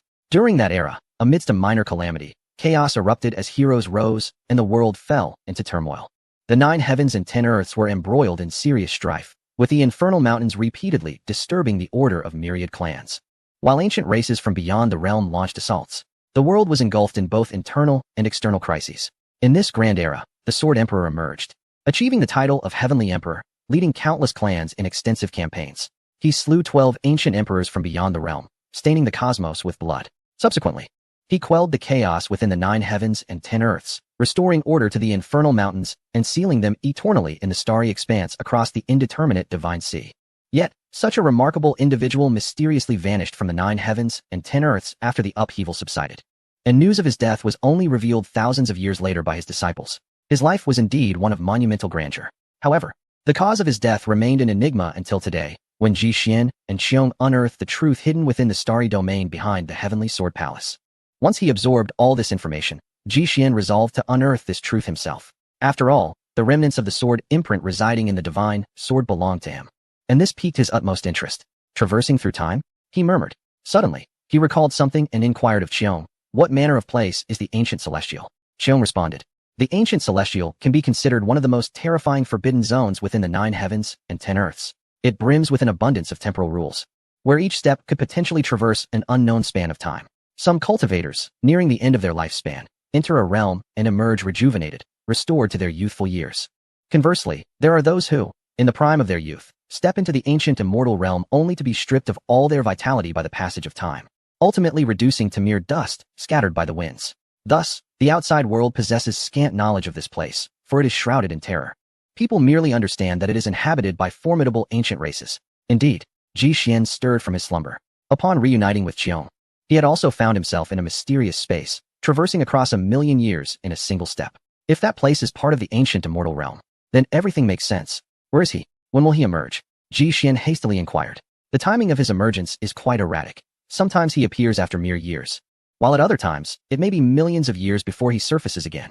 It has been 2 to 3 million years since the last emergence. As for the entrance, there exists a location to the north of the North Sea of the indeterminate Divine Sea. However, that area is perpetually engulfed in a murderous aura, guarded by the great Emperor Kuanping, making it difficult for ordinary individuals to approach. Qiong replied thus. Ji Xian nodded, remaining unperturbed. Previously, he had faintly sensed something. The temporal rules of the 9 heavens and 10 earths were gradually becoming more active, perhaps heralding the impending emergence of the ancient immortal realm. At that moment, an ethereal screen unfurled across the boundless starry sky, and the river god alongside Ling Yun stepped forth. We pay our respects to the master. The little deity greets the master. Both offered their salutations in unison. Ji Xian waved his hand, signaling them to rise. He extended his hand, presenting the cluster of Sword King Divine Essence to Ling Yun, saying, "Take this and refine it. It is your opportunity." Gulp. Ling Yun gazed at the divine essence in Ji Xian's hand, involuntarily swallowing hard. How profound is this essence of the sword's true meaning? He could assure that in over 100 years of cultivating, he had never encountered such a rich and potent essence of the sword's true meaning. "Thank you, master." Ling Yun accepted it with both hands, cradling it as if it were a scalding hot potato. Ji Xian then advised the river god, assist him in protection, to avoid any unforeseen mishaps. "Yes, master." The river god replied with a slight bow. Ding! A notification chimed within Ji Xian's mind. Detected host has gifted semi-immortal level sword true meaning, triggering a return probability of 5,100,000 times. Ownership of the River of Sword Dao has been obtained. What a monumental turn of events. Ji Xian was taken aback. The River of Sword Dao is a manifestation of the heavenly laws of the 9 heavens and 10 earths, a fundamental aspect of the celestial order itself. The system had directly placed a fragment of the celestial laws of the 9 heavens and 10 earths into his hands. In terms of rarity, this item surpasses all rewards beneath the level of replication. Merging in progress. In an instant, Ji Xian felt the entirety of this star domain tremble, vast divine power surging toward him. A portion of the heavenly authority was being infused into his being, and his cultivation soared upward. Fire Dao Law Avatar, 6th level. Fire Dao Law Avatar, perfected. Creation Law Avatar, 2nd level. Ji Xian exhaled deeply, suppressing the power within. Currently, he had thoroughly solidified 4 avatars, leaving only creation and space as the 2 great paths to ascend to the supreme position. Ding! The host has fused with the 9 heavens and 10 earths Dao, and the system is currently adjusting the functionality of certain items on the host. Adjustments are underway. The effects of the primordial treasure, Catastrophe Harvester, are as follows. 1. Increases cultivation speed by 20. 2. Allows participation in the plunder of heavenly Dao fortune. The current proportion of the Xiantian Dao Sect's fortune within the 9 heavens and 10 earths heavenly Dao is 6. The personal fortune of the host in the heavenly Dao is represented as. A new feature has been added. The sect's fortune affects the cultivation limits and speed of disciples, and conquering other factions allows for the plunder of their fortune. Ji Xian analyzed the system panel. His destiny had transcended the 9 heavens and 10 earths, rendering his personal fortune invisible. The section regarding sect fortune indicated a future direction for his efforts. After all, the stronger the sect, the stronger the disciples, and consequently, the stronger he would become. Suddenly, Ling Yun spat a mouthful of black blood, nearly plunging into the depths of the universe. The river god hastily pulled him back, infusing him with divine power to stabilize his condition. The true essence of the Sword King was still too much for him. Given that he was merely at the Sacred Lord level, Ji Xian mused. He gently raised his fingertip, channeling a wisp of sword sovereign intent into Ling Yun's brow to assist in refining the Sword King's true essence. With this action, the situation indeed stabilized considerably. Qiong, let us proceed to that dark star domain, Ji Xian remarked, gazing at the distant starry gate. Yes, my lord, Qiong replied eagerly, curious about what had caused the former Sword Emperor's demise and what mysteries lay within. The two transformed into a streak of light, soaring deeper into the cosmos. Chapter 208. The source of darkness in the vast expanse of the starry sky, silence reigned. At the edge of this universe stood a towering starry gate, its height beyond measure. Darkness enveloped the interior, obscuring its destination. Clad in a flowing white robe, Ji Xian sped toward the starry gate. The distance was considerable. It took nearly 2 years of flight at Ji Xian's speed to reach the gate. Here, countless corpses of beings floated. Though long deceased, they still exuded a chilling aura, making it difficult to fathom their former might. It seemed a cataclysmic battle had transpired here. Ji Xian approached a grim, ancient corpse for closer inspection. He could sense the lingering, powerful sword intent on these bodies, most likely struck down in a single blow. With a rustling sound, Ji Xian drew a Sword Emperor weapon and pierced the emaciated corpse, causing black quicksand to pour forth. To his astonishment, the sand clinging to the blade appeared to possess a life of its own, beginning to devour the weapon's essence. Within days, with a crack, the weapon shattered, losing all its aura and becoming 2 worthless scraps of metal. Sensing this destructive energy, Qiong materialized from the void. She leaned closer to examine the black quicksand, her pupils constricting. Then, with a startled gasp, she swiftly retreated, trembling behind Ji Xian as if she had encountered the most terrifying sight in the world. What is the matter with you, being so alarmed? Isn't it just the corrosion of an imperial weapon? Ji Xian inquired. The dark matter, Qiong replied, her voice trembling. Ji Xian leaned in, cupping a fine grain of sand in his hand, examining it closely for a long while. Yet the grain did not harm his flesh in the slightest. Is this really such a grave matter? Upon hearing this, Qiong shook her head and said, this is the dark matter that has already perished. If it were still alive, this entire universe would be corroded away. Is it truly that severe? Ji Xian questioned, perplexed, feeling an inexplicable force within him that seemed capable of suppressing this flowing sand. Qiong responded, indeed, dark matter is the most unadulterated manifestation of elemental power, even possessing its own sentience. They can devour all living and non-living beings, absorbing every capability they possess. Even if you are an immortal, if tainted by dark matter, you would only find despair. Unless you willingly sever your own life, you would become a living puppet, wreaking havoc upon your kin. Ji Xian nodded slightly, coming to understand why the Emperor of Reincarnation had chosen self-sacrifice. Suddenly, a resonant sound of a sword echoed, capturing the attention of both. Ji Xian reached out in that direction, parting through hundreds of corpses to grasp a sword. It was a broken blade, in a state of disrepair, yet it still emanated a potent essence of celestial intent. This is the Excalibur of the Sword Emperor, Qiong exclaimed, stepping forward to grasp the hilt. Her voice tinged with a sob. This sword was the weapon of the Sword Emperor's enlightenment. As long as the sword existed, so did its master. Over millions of years, having heard countless rumors of the Sword Emperor's demise, she had come to accept this truth. Yet upon seeing the sword, her emotions surged once more. He fought a great battle here against the dark beings, Qiong articulated, sensing the lingering aura of past conflicts through the broken sword. When Ji Xian inquired if the body of the Sword Emperor lay nearby, Qiong shook her head. Alas, had the Sword Emperor perished here, I would not have been entrusted to the lineage of the Sword Guardian, she sighed. She continued, he must have buried himself in the ancient celestial realms. After suppressing the 9 emperors of the underworld mountain, his vitality was nearly extinguished. At that time, I was in a state of unconsciousness, vaguely entrusted to those mortals, and I am not very clear about what transpired thereafter. Just as Qiong was about to elaborate further, Ji Xian raised his hand, interrupting her. His gaze grew profound, radiant with 7-colored light, fixated on the Star Realm gate, as if sensing something amiss. Thump, thump. A rhythmic heartbeat resonated from the Star Realm gate, causing the entire universe to tremble in response. Suddenly, with a resounding crack, the deep Star Realm gate was torn open, its seals instantly shattered, and a crimson divine light burst forth, exuding an intimidating aura. Following this, billowing clouds of black mist, resembling bubbles, drifted out and rapidly expanded in all directions. They clung to the corpses, writhing inch by inch, producing gurgling sounds. Subsequently, those corpses began to move like marionettes, their limbs stiff and disjointed. The source of darkness had broken through the barrier. My lord, retreat quickly. As the ominous black mist spread nearby, Qiong anxiously called out for Ji Xian's safety. The destructive aura crashed against Ji Xian's chest, causing his dark hair to fly backward. Yet, his formidable figure remained steadfast, presenting Qiong with an unwavering silhouette. The mist surged forth like a tidal wave, engulfing Ji Xian in an instant. Young master, Qiong cried out in despair towards that direction. Earlier, she had been swept away by the overwhelming force thousands of miles away, separated from Ji Xian by a small expanse of starry domain. And now she could only watch helplessly as he was consumed. The source of darkness could erode and manipulate all, capable of slaying true immortals. Even with Ji Xian's unparalleled talent and strength, he could not withstand it. Qiong's heart raced with urgency. Without Ji Xian, what meaning did her existence hold? With both of her masters having perished due to the encroaching darkness, she felt no reason to continue living. With this thought, she gritted her teeth and charged forward without hesitation. The black mist surged toward her, and before it reached her, her body began to show signs of decay. As merely a sword spirit without a primordial spirit, her demise would mean her complete obliteration from the realm of reality. Resolute in her determination to perish alongside her master, she leapt forward. "Ah!" she cried out, just as she was about to plunge into the black mist. Suddenly, an explosive roar erupted from the heart of the tide, causing the black mist to churn violently, rising into a massive mushroom cloud. A blinding light shot forth from within, radiating in all directions.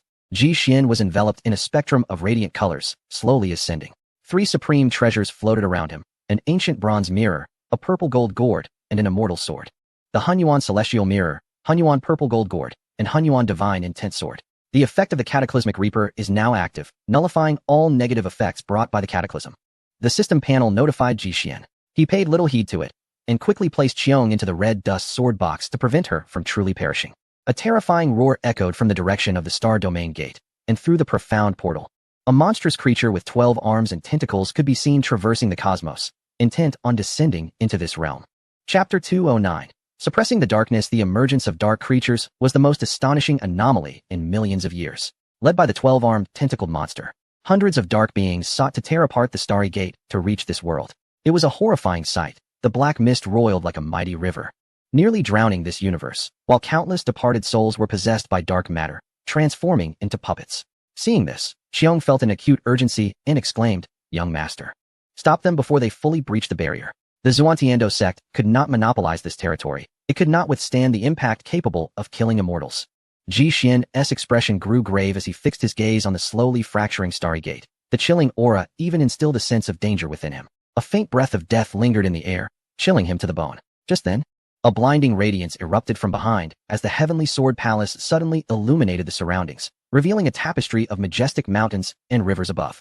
It was a resplendent world, where towering mountains soared, ancient trees reached for the heavens, and mighty rivers flowed relentlessly. Within this realm resided divine beasts such as the White Tiger, True Dragon, and Golden Crow, their roars reverberating through the mountains and rivers, shattering the very stars and sun. The Sword King of the Celestial Sword Palace had manifested. He activated the grand defensive array of the palace. Qiong turned back, her gaze imbued with a hint of satisfaction. The splendid landscape ascended into the sky, soaring toward this starry domain, where all vitality coalesced into a divine radiance aimed at the celestial gateway. Buzz! The Star Gate trembled violently, repelling the tentacled monstrosity thousands of miles away. The Celestial Sword Palace stood resolute in this moment, seemingly established to suppress these dark entities. Now, with the Sword King's appearance, a resonance was instinctively triggered. "Young master, seize this moment," Qiong urged. Ji Xian nodded, summoning the Sword of Celestial Slaying and the Sword of Primordial Intent. With both swords in hand, he gripped their hilts tightly and soared into the depths of the cosmos. In the void, a puppet army advanced slowly, numbering in the millions. This was a force capable of sweeping away all in its path, hailing from the primordial era. Even after millions of years, their combat prowess had shown no signs of waning. Sensing the overwhelming aura emanating from this army, Ji Xian concurred with Qiong's assessment. This legion was far beyond the current capabilities of the Xiantian Dao sect, as their sheer numbers were staggering, and their overall strength surpassed that of the various sacred lands. Ji Xian hovered at the forefront of the black mist, raising his sword. A sword light, stretching over 100,000 miles, erupted in an instant, radiating with a 7-colored brilliance, imbued with the power to create and destroy. With a resounding whoosh, the ethereal shadow of the sword Dao surged forth from the depths of the universe, accompanied by the roar of waves. Upon the river, a majestic ancient palace glided upon the waters, transformed from the celestial principles of the 9 heavens and 10 earths, striking forward like a towering golden cliff. Boom! The sound of a colossal impact echoed as the ancient palace and the river stood side by side, forming a natural barrier that contained all-encroaching black mist, preventing any forward movement. Ji Xian flew into the barrier, intent on encircling and annihilating everything within. 2 celestial swords hovered above the ancient palace, unleashing tens of thousands of sword energies that surged outward, cleaving through ancient corpses and scattering black blood. Though the ancient corpses were destroyed, the dark matter within them remained undeterred. They detached from the bodies, transforming into a mass of foam, continuing their writhing search for new vessels. The primordial purple gold gourd. Ji Xian held aloft a purple gold gourd, removing its stopper. In an instant, a tremendous suction force erupted from the mouth of the gourd, like a whale consuming its prey. The dispersed dark matter was drawn in before it could reassemble. For a moment, the heavens trembled under this might, as if the entire starry expanse sought to be drawn away. On the other side of the starry gate, an ominous shift was sensed. It quaked violently, and more dark matter attempted to breach the barrier. Celestial seal. Ji Xian soared into the air, manifesting 33 layers of heavenly realms behind him, their azure hues shimmering like crystal waves, exuding an ancient and formidable power. This was the supreme celestial art of the ancient celestial court, comprehensible only to a sovereign of the skies. With 3 seals unleashed, it could suppress the ages. Suppress. Ji Xian bellowed. The heavenly realms descended, forcefully repressing all the power that had erupted from the depths of the starry gate. Roar. At the other side of the door, a voice of defiance and fury echoed. Give it to Moji, give it to Moji. This obscure ancient tongue was deciphered by Ji Xian through the workings of his transformative powers. You wretched beings of the inferior universe, how dare you obstruct our descent? Subsequently, the tentacled creature intensified its efforts to breach the barrier, extending one of its appendages outward. With insufficient cultivation, Ling Yun could not fully command the splendid realm, unable to withstand its might. Ji Xian's expression hardened as he transformed into a streak of light, soaring forth. The fissure in the starry gate widened, its cracks multiplying ominously, as if on the verge of exploding. Imperial seal. Ji Xian bellowed, descending from the heavens. He resembled a divine warrior descending from the skies, resplendent and dignified, standing upon a golden expanse, raising an ancient divine mountain with one hand to strike downward. Boom, boom, boom. Instantly, the outstretched tentacle was severed. A pained cry emanated from the other side of the door, and the tentacle swiftly retracted. Seizing the opportunity, Ji Xian channeled his transformative power to mend the rift, infusing it with his own sword intent. With the existence of the indestructible sword source, no one but him could unravel this barrier, not even an immortal. Consequently, the encroaching dark mist lost vitality, its advance beginning to falter. Ah, wretched creatures. Even if you can suppress us for a moment, can you hold us for eternity? Tormented by your fleeting existence, what will you use to thwart us in the future? Darkness is everlasting. Once again, insults echoed from the other side of the door. In response, Ji Xian stepped forward, forming the final divine seal in his hand and striking it heavily upon the door. Boom. A fierce wind tousled his dark hair, nearly obscuring his face. Ji Xian turned, leaving only the silhouette of his back to the dark entities. Standing with his hands clasped behind him, he glanced sideways and said with a calm smile, I am the sovereign of this era. What do I have to fear about the future? If I can suppress you for a moment, I can certainly suppress you for eternity. Do not rush, for I shall personally traverse this door and slay you in the other realm. As he spoke, the flickering red light within the star gate gradually faded, leaving only the resentful echoes of the dark beings. Above the ancient hall, Xiong gazed in a daze, her mind conjuring the image of Ji Xian merging with another figure. Gurgling, at the side of the star gate, ancient corpses continued to gather in droves, tainted by the dark matter, transforming into mindless puppets. They frantically assaulted the walls of the grand cosmic river, yearning to breach the barrier. Ji Xian raised his sword and charged forward, beginning to cleanse these remnants. It was a grueling battle. The manipulated corpses had been formidable in life, some even having reached the Ascension realm. Though their prowess had diminished, they remained powerful. Ji Xian engaged them in a fierce struggle, clad in white and wielding twin swords, battling them to the edge of the cosmos for a century. During this time, the depths of the universe occasionally reverberated with the clash of weapons and earth-shattering roars. At length, in the outside world, the forces under the Shantian Dao sect were in a state of frantic disarray, grappling with the incursions from beyond. Di Qi tirelessly guards the shores of the uncertain divine sea, repelling the invading enemies from the underworld mountain. Meanwhile, disciples such as Hualing diligently defend the mysterious portal, honing their skills in the 9 heavens. Over the course of a century, everything proceeds as usual. Yet unbeknownst to them, deep within the cosmos, a blood-soaked figure clad in white is waging war against external foes on their behalf. Chapter 210. The Severed Path of Immortality. In the boundless starry sky, an ancient palace stands majestically above the river of swordsmanship, guarding the gateway to a celestial domain. Within its confines, countless fragments of weapons and shattered corpses float silently, enveloped in an eerie stillness. Over the past century, this place witnessed a cataclysmic battle, where a figure in white stood resolutely in the air, suppressing tens of millions of remaining dark entities. In the depths of the universe, all the stars have dimmed. Some lie shattered, while others are cloaked in a dark crimson hue of battle blood. The acrid scent of blood and the foul stench of decay permeate the air, intertwining with the remnants of divine power, transforming this realm into a forbidden zone. Clang, crack, an extraordinary sacred weapon flew into this star domain. But upon merely brushing against a strand of prohibitive rules, it shattered into countless pieces, reduced to mere scrap. Yet at the heart of this domain sat a young man with disheveled hair, his once white robe now stained red with blood, gasping for breath. Damn it. Tens of millions, so many. Constantly unleashing violence has left me feeling utterly drained. After a century of combat, it was the first time Ji Xian spoke. Overwhelmed by fatigue and unable to suppress his exasperation. Returning to the host's body nurtures a divine tree, having transcended the realm of humanity and transformed into a primal Holy Spirit. Thus, the host possesses no kidneys. The system suddenly replied, "Get lost. I didn't call you." Ji Xian immediately closed the interface. Rising to his feet, he discarded the blood-soaked white robe and donned a fresh set of garments. Finally cleansed, he stretched, and the sound of cracking joints echoed as 6 great manifestations emerged behind him. A century of battle had advanced his creation manifestation further. Now just a half step away from perfection. System, return the disciples' training achievements. A prolonged silence ensued. System, are you malfunctioning? Returning to the host. The host just claimed not to summon this system. Ji Xian was taken aback. Not only are you foul-mouthed, but you're also quite proud, I see. He conceded with a hint of exasperation. Currently calculating the disciples' achievements.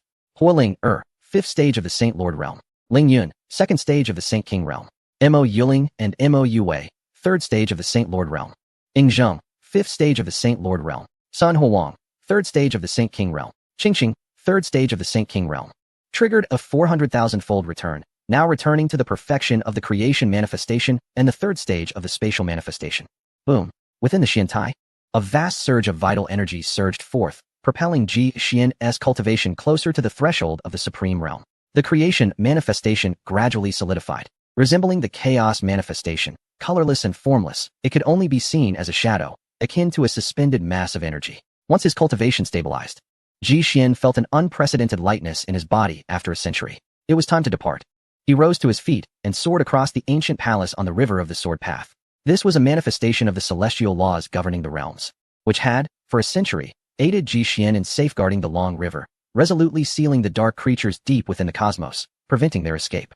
Standing before the palace, Ji Xian turned to gaze at the forbidden starry gate, inquiring of the sword-wielding Qiong. What is this star gate, truly? In response, Qiong pondered for a century, concluding that it must be a portal to the immortal realm, the divine gateway through which the emperors ascend to immortality. No wonder the emperors of the 9 heavens and 10 earths could not attain immortality. It turns out the path to the immortal domain was obstructed by these beasts. Ji Xian sighed. Countless heroes throughout history have lamented on this path to immortality, struggling in despair merely to uncover that route and achieve their celestial status. Who could have foreseen that after enduring millions of years of hardship and peril, they would still be greeted with boundless despair? This is a dead end. After a long period of contemplation, Ji Xian queried, surely this gate is not the only one? If others conspire with the dark creatures, would not my efforts be in vain? Qiong nodded in agreement, replying, this is indeed my concern. Not everyone will stand up like you, young master, to suppress the darkness. There will surely be those who secretly align with the dark creatures, inviting disaster into our midst. However, there is no need for immediate worry. Through my calculations, this gate is currently the most active, and the dark creatures of the other gates should not have emerged yet. We still have time. Upon hearing this, Ji Xian fell into deep thought, aware that Qiong's words were merely a comfort. In this grand world, everyone strives to live for themselves. Few cultivators would consider the collective interests of the 9 heavens and 10 earths. The arrival of dark creatures is merely a matter of time. With a grand sweep of his sleeve, both the river and the ancient palace vanished simultaneously. After a lengthy flight, he returned once more to the heavenly sword palace. Ling Yun and the river god remained waiting at their post. Ling Yun's Sword King physique had already reached a small completion. He now perfectly embodied the martial spirit of the White Tiger clan, his eyes shimmering with a terrifying sword intent, radiating brilliance. Qiong looked around, quite satisfied with him. Greetings, master.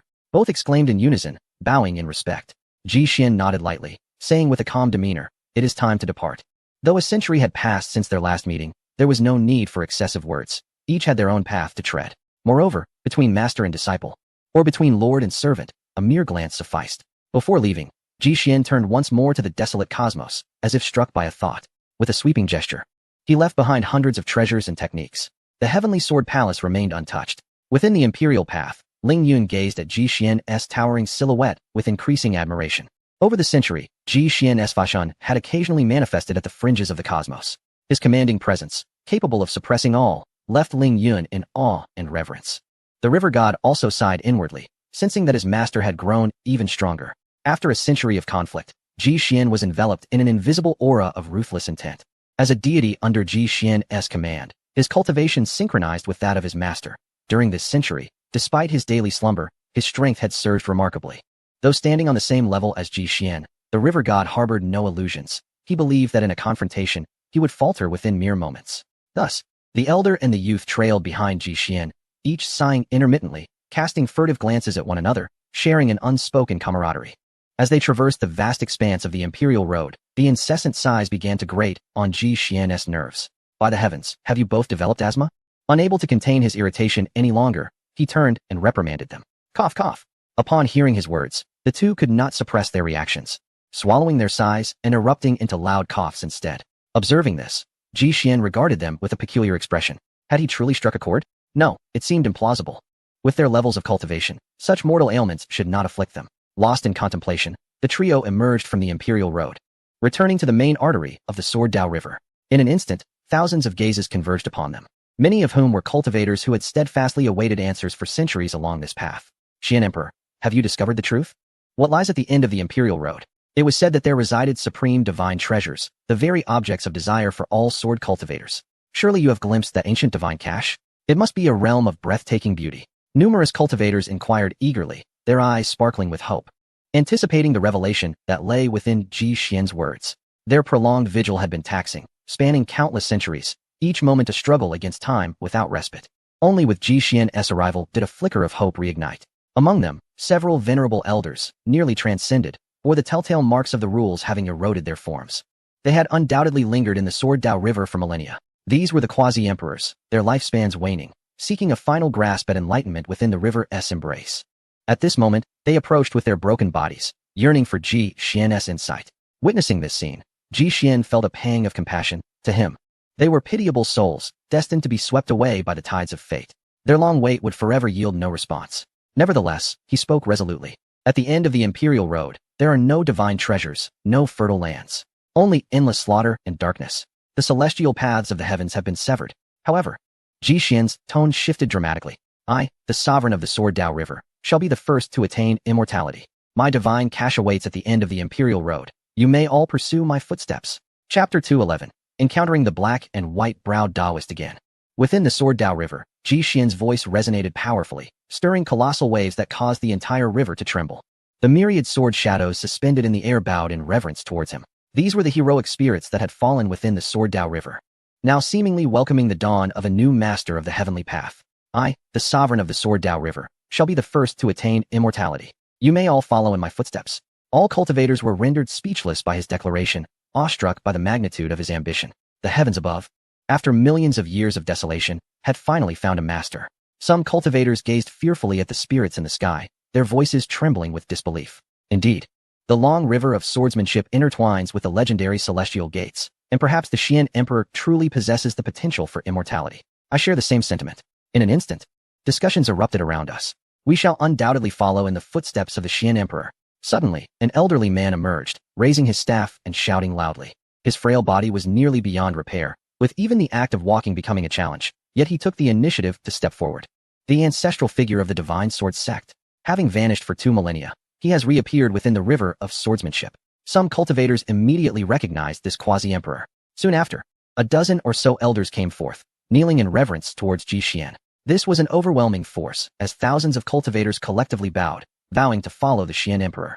Ji Xian stood before the path of the Emperor, casting a gaze upon those below, evoking a sense of sovereign authority. Suddenly, his peripheral vision caught sight of 2 familiar figures, and he walked towards them. They were 2 elders, each with black and white brows, who had once bestowed upon Ji Xian a tribulation-crossing talisman. Is it truly him? How can this be? The 2 exchanged glances, rendered speechless by astonishment. Never did they expect that the humble cultivator from 200 to 300 years ago had ascended to become an unparalleled emperor. By heavens, brother, he is approaching us. What should we do? The black-browed elder snapped to attention, leaping up and seizing the white-browed elder's beard, hanging on to him. Should we kneel as well? The white-browed elder gazed at the approaching figure clad in white, feeling an immense pressure. Absolutely not, brother. Our Lingjin Mountain is an affiliated sect of the Sword Pavilion, opposing the Xintian Dao sect. How could we kneel before the Xian Emperor? The black-browed elder spoke anxiously. Damn it, get off me. I've nurtured this beard for 10,000 years, and you're about to pull it all out. The white-browed elder's chin turned crimson, his white beard shedding continuously. All right. The black-browed elder finally released his grip. But who would have thought that in that fleeting moment, the sparse white beard would be entirely yanked away, causing the white-browed elder to tremble in pain. The two exchanged glances, the atmosphere momentarily frozen. Hey, brother, you seem to have regressed in age by 2,000 years. The black-browed elder remarked, staring at the now hairless chin of the white-browed elder. You scoundrel. The white-browed elder swung his fist in retaliation. Ouch, brother, take it easy. Amidst their tussle, Ji Xian had already drawn closer. Crack. The bones within their bodies erupted with a sound, as if they might shatter at any moment. The pressure of the emperor was overwhelmingly formidable. Even in close proximity, the average person could hardly endure it. We pay our respects to the Xian emperor. The two instantly scattered, kneeling on the ground with their heads bowed low. Ji Xian smiled gently, saying, there is no need for excessive formality, rise. He then produced a golden talisman from thin air, inquiring, do you two still remember this tribulation-crossing talisman? Yes, we remember, even if reduced to ashes. The white-browed elder merely cast a brief glance, instantly recognizing the talisman he had personally bestowed. To which faction do you belong? Ji Xian asked. The black and white-browed elders exchanged anxious glances before responding. We serve the Lingjian Mountain, an affiliate of the Sword Pavilion. Oh, the Sword Pavilion? A glimmer of cold light flashed in Ji Xian's eyes, and he also sensed their trepidation towards him. Very well. In recognition of your past kindness towards me, I offer the esteemed Lingjian Mountain an opportunity to submit to my Xiantian Dao sect. In this grand age, I shall ensure your protection. Upon hearing these words, the expressions of the duo, Heimei and Baimei, became intricate. How could they not desire such a fate? The resources required by the Sword Pavilion are immense, demanding that Lingjian Mountain pay tribute in vast quantities of heavenly materials and earthly treasures every millennium, a burden too great to bear. Should this continue, it is likely their sect would face ruin. However, their very lives lay within the grasp of the great Emperor Dugu, and who would dare to rebel?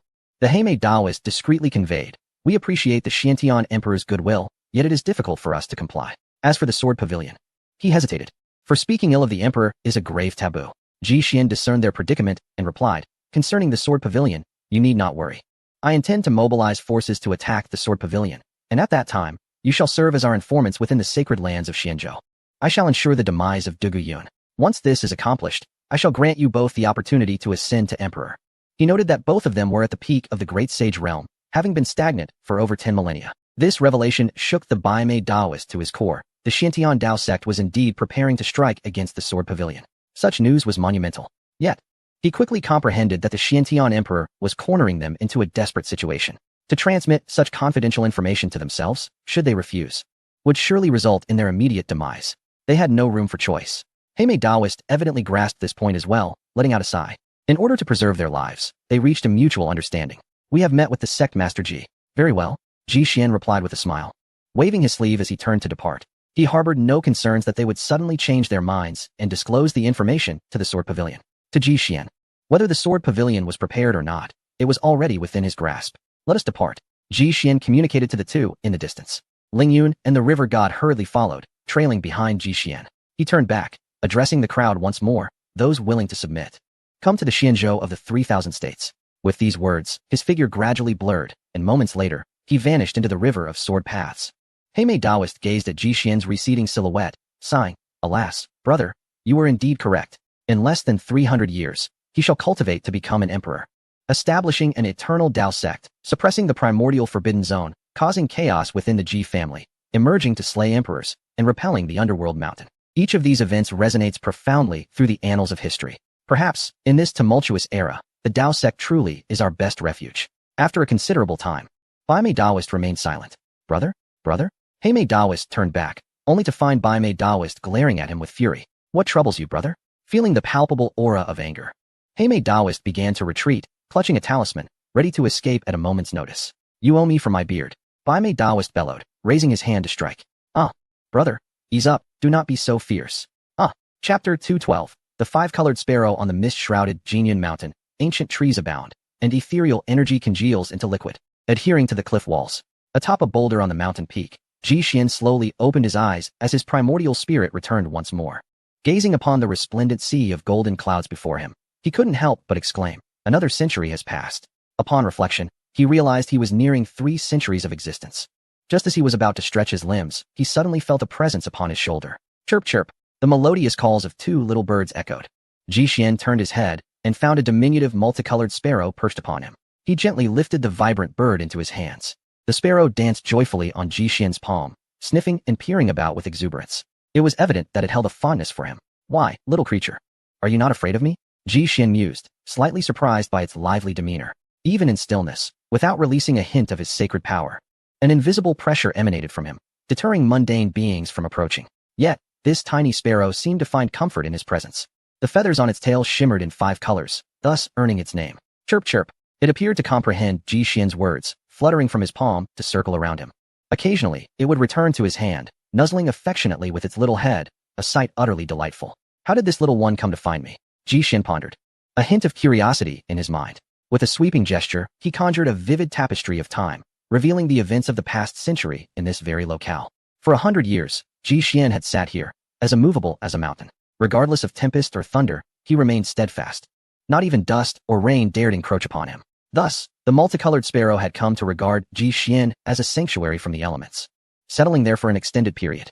Over the century, it had merely absorbed the laws of the great Tao surrounding him, evolving into a spiritual bird. Upon closer inspection of the tapestry, Ji Xian noted that the little sparrow had even constructed a nest within his hair. Reaching out, he indeed found remnants of wood shavings and twigs nestled among his strands. You little bird, he chuckled, playfully tapping the sparrow on its head. With a mere fraction of a billionth of his strength, the sparrow flipped upside down, its wings splayed, fainting from the gentle impact. Ji Xian laughed heartily. At his level of cultivation, few things could sway his emotions. Very well, since you and I share this bond, I shall bestow upon you a gift of fortune. He pointed a finger, and a stream of transformative power flowed from his fingertip, cascading like warm tea over the little sparrow. In an instant, a brilliant radiance enveloped the bird, its essence ascending steadily until reaching the sacred king realm. To create a sacred king with a mere gesture, such a feat was likely unparalleled across the earth. The path of transformation was infinitely profound. Chirp chirp, the sparrow awakened, feeling the shift within itself, and joyfully leaped into the air. Its plumage had become even more vibrant, glistening like a 5-colored crystal. Where do you hail from? Ji Xian attempted to inquire. Chirp chirp, chirp chirp, how peculiar, he remarked. Even after achieving sanctity, you are still unable to articulate human speech. Ji Xian furrowed his brow. Typically, beings in the mortal realm could speak upon transformation, yet this little sparrow was distinctly different. However, through the analysis of the path of transformation, he was able to grasp some of its meaning. The 5-colored sparrow conveyed to him that it was born of heaven and earth, without parents. It turned out to be a primordial spirit, akin to himself, indeed a fateful connection. Ji Xian increasingly sensed the profundity of it all. He rose, placing the bird upon his shoulder, and strolled down the mountainside. Mount Jinyun towered to great heights, piercing the clouds, with no summit in sight. Ji Xian refrained from exerting his divine power, his breath contained, simply walking in silence. To be honest, after all these years, he had never truly observed this majestic mountain. In the late autumn, deep within the mountains, a hunter was pursuing prey amidst the dense forest. He drew his bow into a crescent shape, aiming at a spirit deer partially exposed beyond the thicket. With a faint hum, the arrow was released, swiftly targeting the deer's head. Yet, who could foresee that a sudden autumn breeze would reverse its course, resulting in a mere shallow wound to the deer's neck instead of a fatal strike? The spirit deer emitted a pained cry, hastily fleeing into the depths of the forest, its speed leaving the hunter momentarily stunned. Damn it, the hunter exclaimed, striking his thigh in frustration. I was so close to success. Father, if we can't catch anything, are we going to starve again? A dejected youth lamented nearby. Don't fret. There will be a way, the hunter replied, producing a pouch of herbs to mask their scent, preparing to continue the pursuit of the spirit deer. Ji Xian emerged slowly from the woods, approaching the two. Noticing their glum expressions, he inquired, what troubles you? The hunter replied, with winter approaching, we have not caught any game for over 3 months. This winter seems bleak. As he spoke, he gently patted the boy's head. Why not pursue another? Why fixate on this one? Ji Xian asked. The hunter responded, my friend, you are unaware that the spiritual energy of this mountain is growing denser, and the beasts are becoming increasingly formidable. We have spent over a month merely tracking the spirit deer. Ji Xian stroked his chin, seemingly pondering something. Then, with a grand gesture, he summoned forth the injured spirit deer into his palm with a surge of secretive power. In this mountain, he was akin to a celestial being, a deity upon the earth, capable of commanding all. With a thud, the spirit deer was cast upon the ground. Ji Xian declared, take it, as it is fate. This display left the father and son utterly astonished. They promptly knelt, exclaiming, a celestial being. Thank you for your assistance. Hearing this, Ji Xian spoke. Do you truly not recognize me? I am the master of this mountain. From the very beginning, he had been puzzled. Master? The hunter was taken aback, then apologetically responded. Forgive me, celestial being, we genuinely did not know this was your abode. Our family has lived here for generations, unaware of any master. If you are displeased, we shall never return. Ji Xian waved his hand, finally comprehending the disparity between himself and these individuals. The distance he traversed in a single step was enough for them to span 10 lifetimes.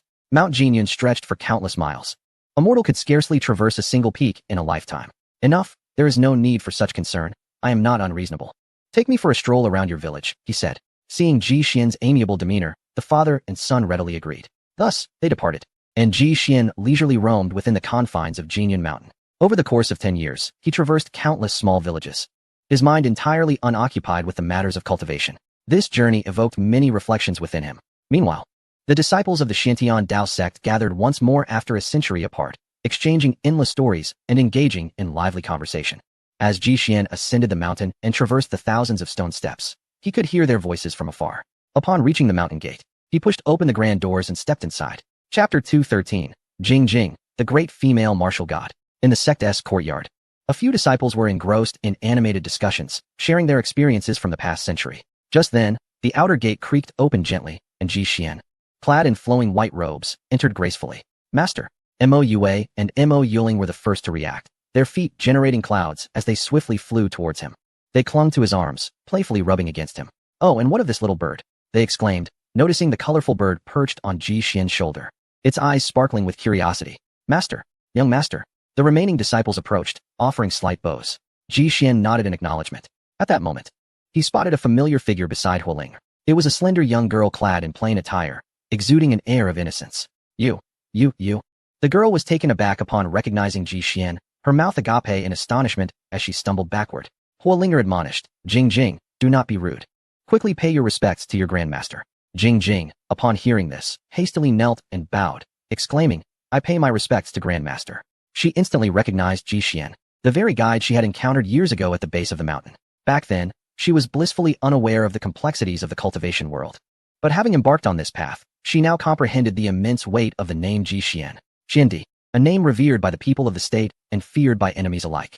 Though he had been absent for a century, his renown remained undiminished.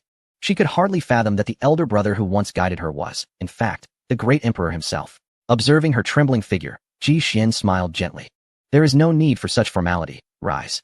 Thank you, Grandmaster. Suddenly, a beam of divine light shot from Ji Xian's fingertip and entered Jing Jing's body. As she rose, she felt a warm current surge within her dantian, accompanied by the roaring of the fire path. Ding. Host has bestowed upon disciple Jing Jing. Goodness, system, is this possible? Ji Xian was taken aback. He had merely intended to impart a strand of fire's true essence as a gesture of care for a younger generation, never anticipating this outcome. At that moment, the system chimed in. Host, there is an ancient saying, the slave of my slave is my slave. By extension, your disciple's disciple is your disciple. Therefore, bestowing items to your grand disciple triggers a return in accordance with this system's parameters. Ji Xian smiled slightly and remarked, is it possible that the phrase refers to my slave's slave rather than my own slave? Just say whether you want it or not. Yes. Congratulations, host. You have acquired the formidable Valkyrie. The Valkyrie currently resides within the system space and requires your personal summoning. Immediately, a female deity clad in light armor materialized within Ji Xian's system space. Thank you, master. Jing Jing exclaimed with excitement. Ji Xian glanced around at the others and inquired, where are Sun Huang and Qingqing? Ying Zheng spoke up. Junior sister Qingqing recently sent a letter stating she is cultivating on an island in the Wooding Divine Sea. As for Huang, we have yet to hear from him since his mission with the Assassin's Divine Dynasty. However, there are rumors that he has encountered severe misfortunes, being pursued by the great saints of the Assassin's Divine Dynasty for decades, with even a quasi-emperor personally setting out to eliminate him. What has transpired in Xianzhou over the years? Please share, Ji Xian requested, unperturbed by Sun Huang's safety as he strolled towards the Heavenly Emperor's palace at a leisurely pace. Ying Zheng followed closely behind, holding a scroll of silk. A century ago, the Sword Pavilion abruptly recalled all its disciples from their travels and activated a defensive array to seal the mountain. This action significantly reduced the number of enemies invading from neighboring states, leading the disciples to suspect that these rogue cultivators and major sects had been supported by the Sword Pavilion from the shadows. Sword Pavilion. A glint of cold light flashed in Ji Xian's eyes as he internally sentenced Du Guyun to death. He continued, the situation in the Wooding Divine Sea is rather turbulent. Ever since the Emperor of the North Sea inflicted heavy damage on the nine-headed flood dragon, the Ming Mountain has vanished from the North Sea, instead frequently advancing from the Western Sea. During this period, even an emperor has come to test our maritime defenses, but was repelled by the imperial rider. After grasping the basic situation, Ji Xian nodded. The Wooding Divine Sea is divided into 5 major regions, East, West, South, North, and Central, with the Kunping Emperor guarding a critical pass. Thus, Ming Mountain would naturally take secret routes to circumvent it. For the Xiantian Dao sect, the threats from the coastal areas now outweigh those from the inland. Master, Should we expand our defenses outward and focus on the coast? Ing Zheng suggested. No. Ji Xian firmly rejected the proposal. He ascended the golden threshold, standing before the heavenly emperor's palace, then turned to overlook the disciples below. Summon all the sacred lands and prepare to attack the Sword Pavilion. This time, all forces under the Sword Pavilion must submit to our Dao sect. Those who refuse shall face no mercy. Ji Xian's tone was calm, yet it bore an irresistible authority that resonated deeply within Ing Zheng's heart. He was taken aback by Ji Xian's decision. The Sword Pavilion occupies the territory of 8 states, with hundreds of affiliated forces, surpassing the scale of the Dao sect. A conflict would undoubtedly result in significant losses for both sides. Master, Ing Zheng dared not counter, though he was somewhat perplexed. For 2 centuries, the powerful forces across the 9 heavens and 10 earths have coveted our Dao sect for long enough. It is time to demonstrate the true strength of our sect. Ji Xian stated solemnly. He then called out, "Come forth, Valkyrie." Instantly, the void was torn apart, and a female deity emerged. She was adorned in bronze armor, exposing only her joints, with a dark red cloak cascading down, billowing in the wind. Gripping a blood-red sword with both hands, she stood with the blade pointed downward against the ground. The Valkyrie's countenance was stern, exuding an air of solemnity, her formidable battle intent enveloping the surroundings, where one could faintly hear the sounds of 1,000 armies clashing. "I pay homage to my master," she said, kneeling before Ji Xian. Another emperor. Ing Zheng was astonished. With her, the sect now boasted 6 formidable beings of the emperor realm. This represented an unrivaled force, capable of sweeping through any faction in the 9 heavens. "Master, do you intend to deploy them for battle?" Ing Zheng inquired, a hint of trepidation in his voice. "Indeed," came the response. A shiver coursed through Ing Zheng, a sharp intake of breath escaping him. He could scarcely fathom the implications of unleashing emperor-level combatants in battle. What chaos would his master incite? For centuries, conflicts among the Holy Lands had arisen, yet they had only engaged forces below the emperor level. This approach minimized costs and casualties while accurately reflecting the power dynamics among the Holy Lands. However, the involvement of an emperor would shatter the balance of power between factions. Any force lacking an emperor would be unable to withstand even the residual pressure of their might. Furthermore, the Emperor Alliance would not permit such actions. Should an emperor truly engage, they would undoubtedly send someone to intervene. Had his master considered every aspect, or was he merely being reckless? Or perhaps he was confident in his ability to manage them. Ji Xian perceived Ing Zheng's concerns and reassured him, "Do not worry, everything is under control. We shall swiftly prepare our forces to seize the Sword Pavilion, leaving no opportunity for the Emperor Alliance or other factions to react. If they come, I will confront them." "Understood," Ing Zheng replied. "This Valkyrie shall be at your command." Ji Xian smiled, regarding this as a test for Ing Zheng. "I have met the young master." The Valkyrie approached and bowed deeply. Ing Zheng gazed upon this towering war goddess, feeling a chill emanating from her, momentarily overwhelmed by apprehension. "To dispatch an emperor on my behalf, oh dear, master, it would be better to end my life." Ji Xian responded, "Fear not. This is your moment of trial. The true chaos of darkness across the 9 heavens and 10 earths lies ahead. When the time comes, my absence will extend for a millennium, perhaps even 10,000 years. In my stead, you shall act as the acting sect master. Do you understand?" "I do." As he heard this, Ing Zheng straightened his posture. He realized that during Ji Xian's century-long absence, he must have encountered significant trials, hence his words. Lacking prowess in combat, he could not match his fellow disciples in external conquests. He must distinguish himself in other ways to prove his worth. Ji Xian commanded, "Very well. You and the Valkyrie may withdraw for now. In the coming days, we shall mobilize for war against the Sword Pavilion." Yes. Chapter 214, Pre-Battle in Xianzhou. The moment Ji Xian's command to attack the Sword Pavilion was issued, the entire Holy Land erupted in uproar. For over 200 years, the Sword Pavilion had employed rogue cultivators to invade the borders, leaving the Holy Land scrambling to protect their homes, overwhelmed and frantic. The people had long harbored a simmering fury, akin to an underwater volcano poised to erupt, steadily gathering strength. In the past, many of their family members and fellow disciples had perished beneath the iron hooves of the Sword Pavilion. A century had passed, yet the blood-soaked memories remained vivid, haunting their minds and hearts.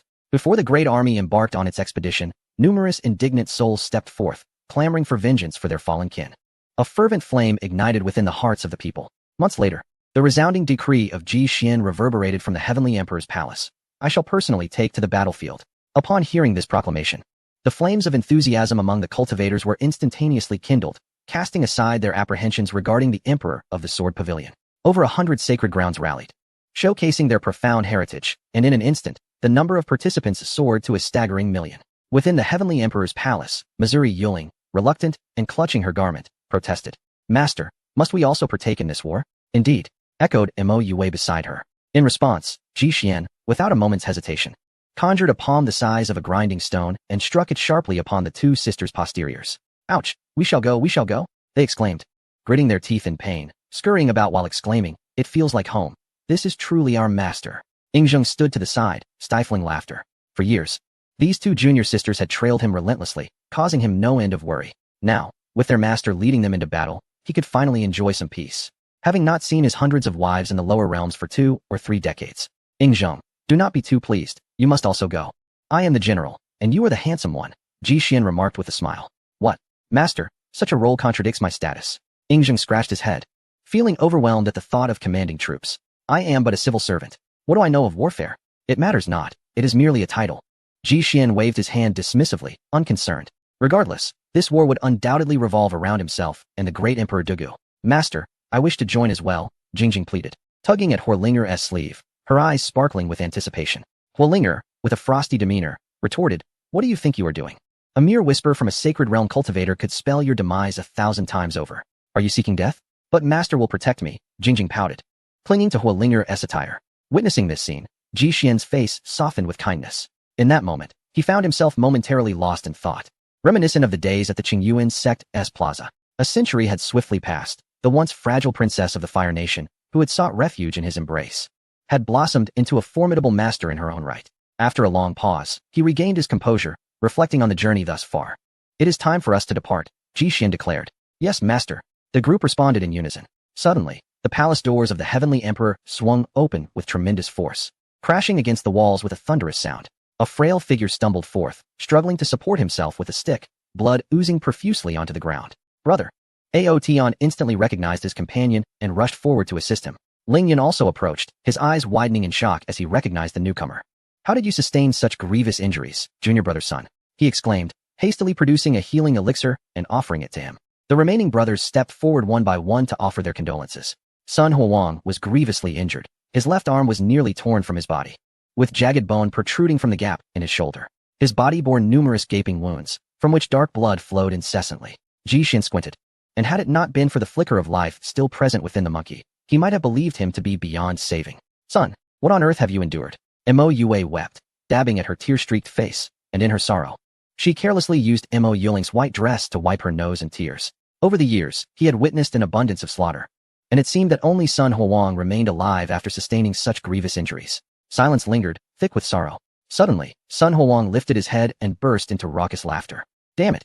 The god of killing has pursued me for so long, yet here I am, digging up his ancestral grave. His laughter echoed. You thought you could catch me? An insignificant Saint King? How refreshing. This time, I shall dig up your father's grave, and next, I'll turn your grandfather to ashes to serve you as tea powder. At that moment, a strange orb rolled from his embrace, clattering to the ground before the onlookers. Upon closer inspection, it was a decaying head, riddled with grotesque lesions, a sight both repulsive and shocking. With a thud, he collapsed, losing consciousness. Oh look!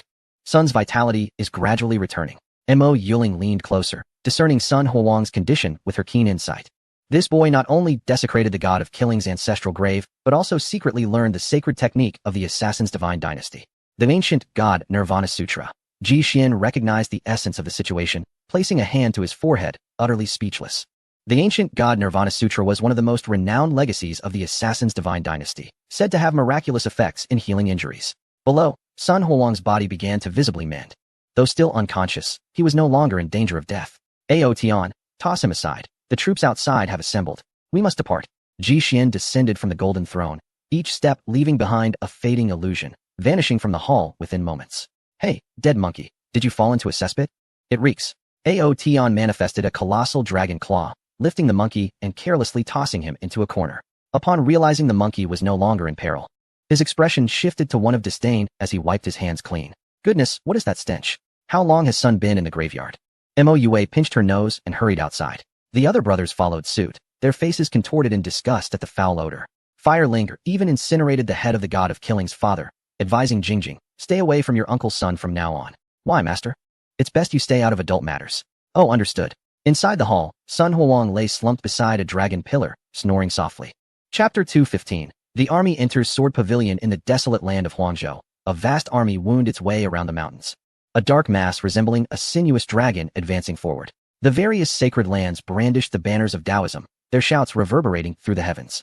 vowing to avenge past humiliations and obliterate the sword pavilion without leaving a trace. Fire Spirit and her companions intermingled throughout the ranks, fully committed to the battle. In the rear, the fearless divine chariot hovered in the air, propelled by 8 vigorous Qilins whose vitality surged towards the sky, letting out a mighty roar and spewing forth golden clouds.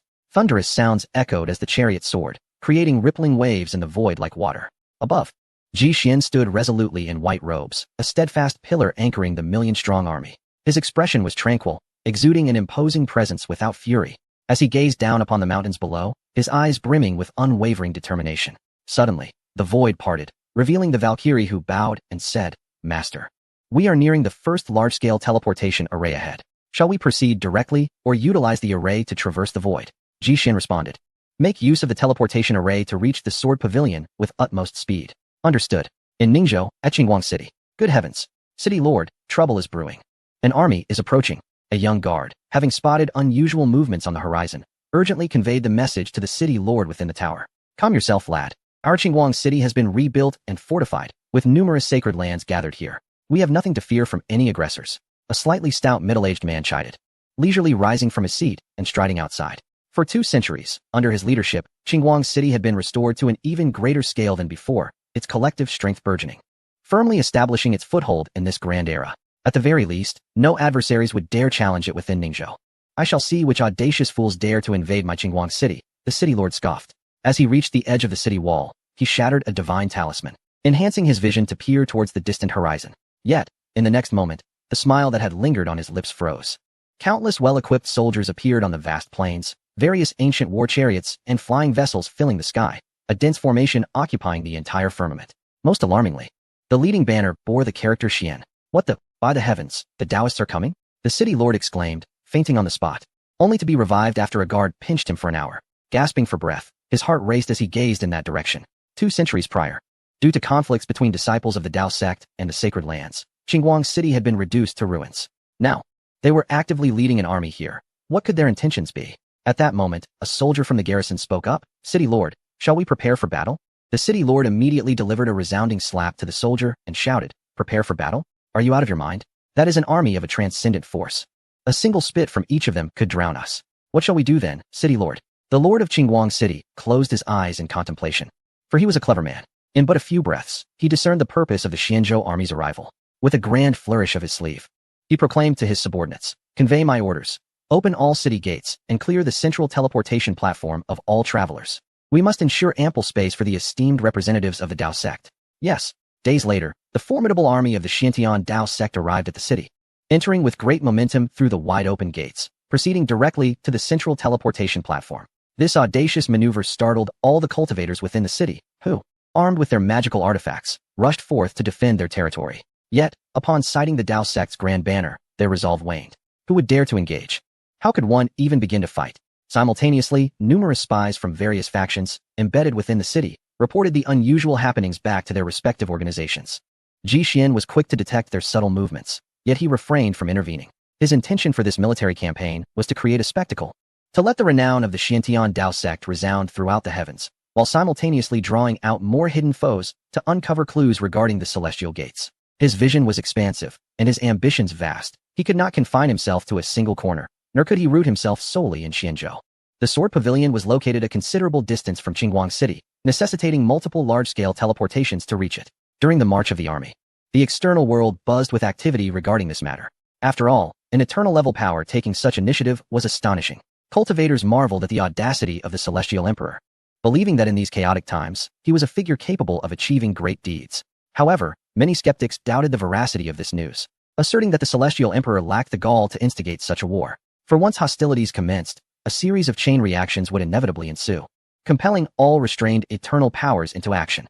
By that time, before the external foes even arrived, the realms would be thrown into disarray, leading to their own demise. Indeed, several emperors publicly declared, Ji Xian lacked the courage. He could not bear the consequences of such actions. Yet, shortly thereafter, news from the front lines delivered a resounding slap to their faces. Reports surfaced of a million-strong army setting forth from Xianzhou, having traversed the interdomain teleportation gate and already covered half the journey across the 100 states, nearing Jianzhou. To their astonishment, upon the release of this news, the various sects did not temper their responses. Rather, they escalated their attacks against the Tao sect. From a moral high ground, They condemned the Tao sect's actions as unjust and inhumane. A few emperors proclaimed that they had divined the heavenly secrets, asserting that the world was inherently peaceful and that no great calamity was imminent.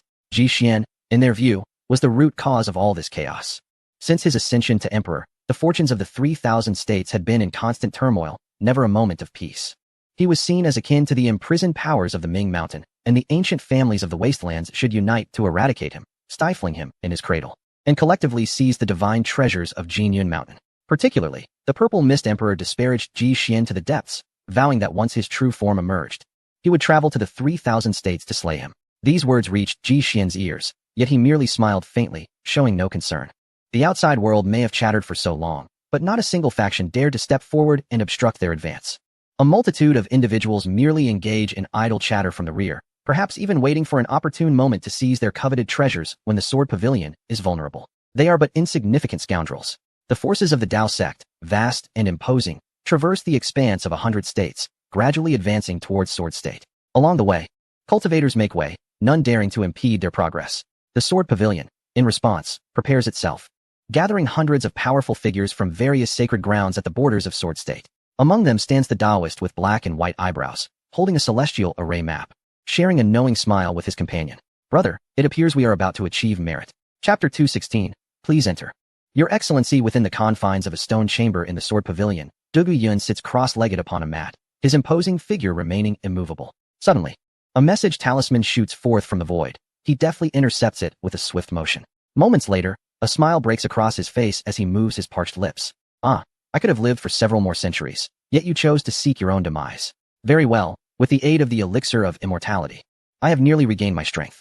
It has been countless millennia since I last engaged in battle. I shall not hesitate to make you, Ji Xian, my first victim. His eyes, devoid of any glimmer, exude a chilling and menacing aura. He then shuffles his aged form outward. Meanwhile, the Tao sect's grand army has reached the borders of Sword State, marching resolutely across the boundless plains. All cultivators are imbued with a spirit of embracing death without fear. The Sword Pavilion, as one of the masterminds behind the infringement of Xian State, poses a significant threat to them. This battle must succeed, or they shall perish.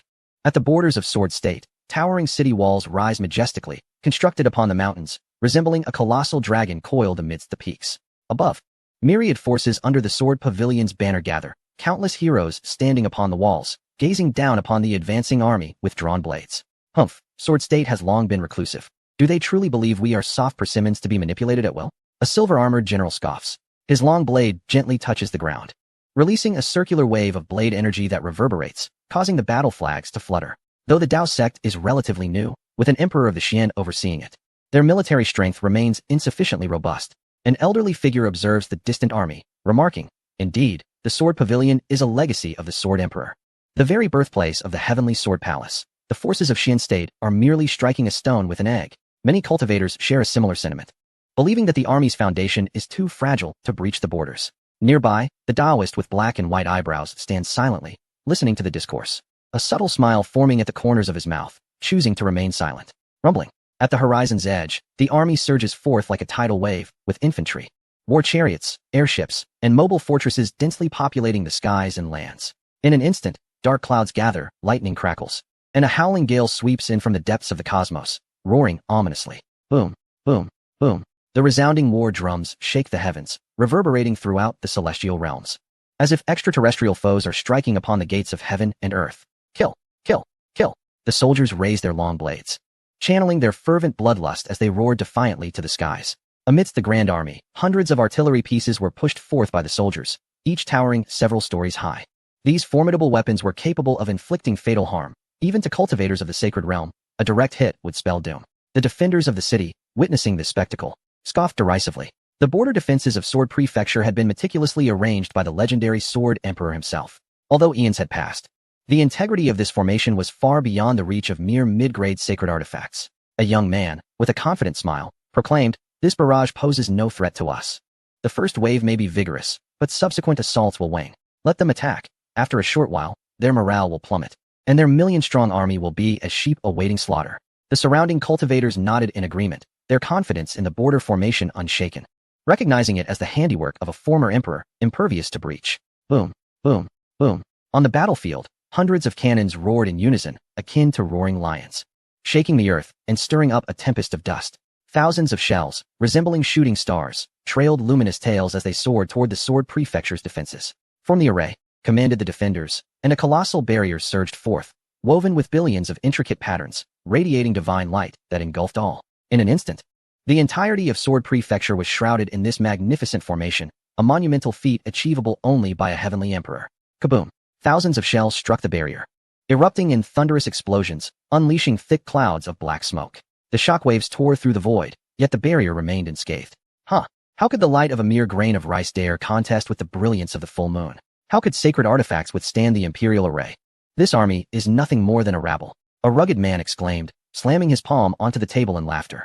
The other cultivators, seeing this scene, felt even greater disdain. Meanwhile, Ing Zheng, adorned with a black gold dragon-patterned cauldron, stood atop a violet war chariot, his expression grave. With a flourish of his sleeves, the emperor's majesty was palpable. Second volley. Fire. The second round of projectiles was launched, trailing long beams of light, yet the outcome remained unchanged. The imperial formation stood resolute. Ing Zheng's brows furrowed in concern, recognizing the precariousness of the siege. The battle's outcome hinged on the morale of the troops, directly influencing the war's trajectory. The lack of effect after 2 volleys filled him with unease. Should the third round yield no results, a more aggressive approach would become necessary, albeit at a greater cost. From a mountain peak, Ji Xian gazed upon the Sword Prefecture's border, the azure barrier cloaking the sky, emanating an overwhelming imperial might. The array left by the Sword Emperor was indeed formidable. Even the combined firepower of the sacred lands could not contend with it. He discreetly communicated with the Taoist of black and white brows. The moment has come. We must first dismantle a portion of the array. They swiftly responded, understood. As one of the array's restorers, they possessed comprehensive knowledge of its intricate patterns. Clang. After 2 unsuccessful volleys, more war machines were brought forth. These were towering bastions of war, constructed from rare minerals and embedded with numerous offensive formations, suspended in the air like massive mountains. Third volley. Fire. The artillery this time was more formidable than ever. As the war fortress emerged, divine light cascaded down, and scorching waves surged forth, rending the void into an intricate tapestry of creases. A tremendous wave of energy poured forth upon the colossal screen, blinding divine radiance suffusing the heavens and earth in a brilliant white. The Taoist with black and white brows exchanged glances. Brother, now is the moment. Indeed. Their figures gradually became indistinct, vanishing amidst the throng of spectators as they unfolded the battle array in a corner, discreetly making adjustments. The divine light was intense. Yet the grand formation remained intact. Futile. Without the imperial weapon, you cannot shake this formation, declared a soldier commanding the array. Unless that Taoist sect master intervenes personally, you cannot breach this place. However, the next moment, a sharp crack reverberated, chilling him to the core. He beheld a minuscule tier forming in one corner of the defensive array, rapidly expanding under the onslaught of divine light. In an instant, the sky-capping screen was marred by countless terrifying fissures, and with a resounding clang, the divine light surged through the breach, flooding inward. How is this possible? The soldiers jolted awake, hastily retreating, yet the divine light descended in an instant, engulfing them. Where's the great sage? Quick, intervene. This is the imperial array. A cacophony of screams erupted.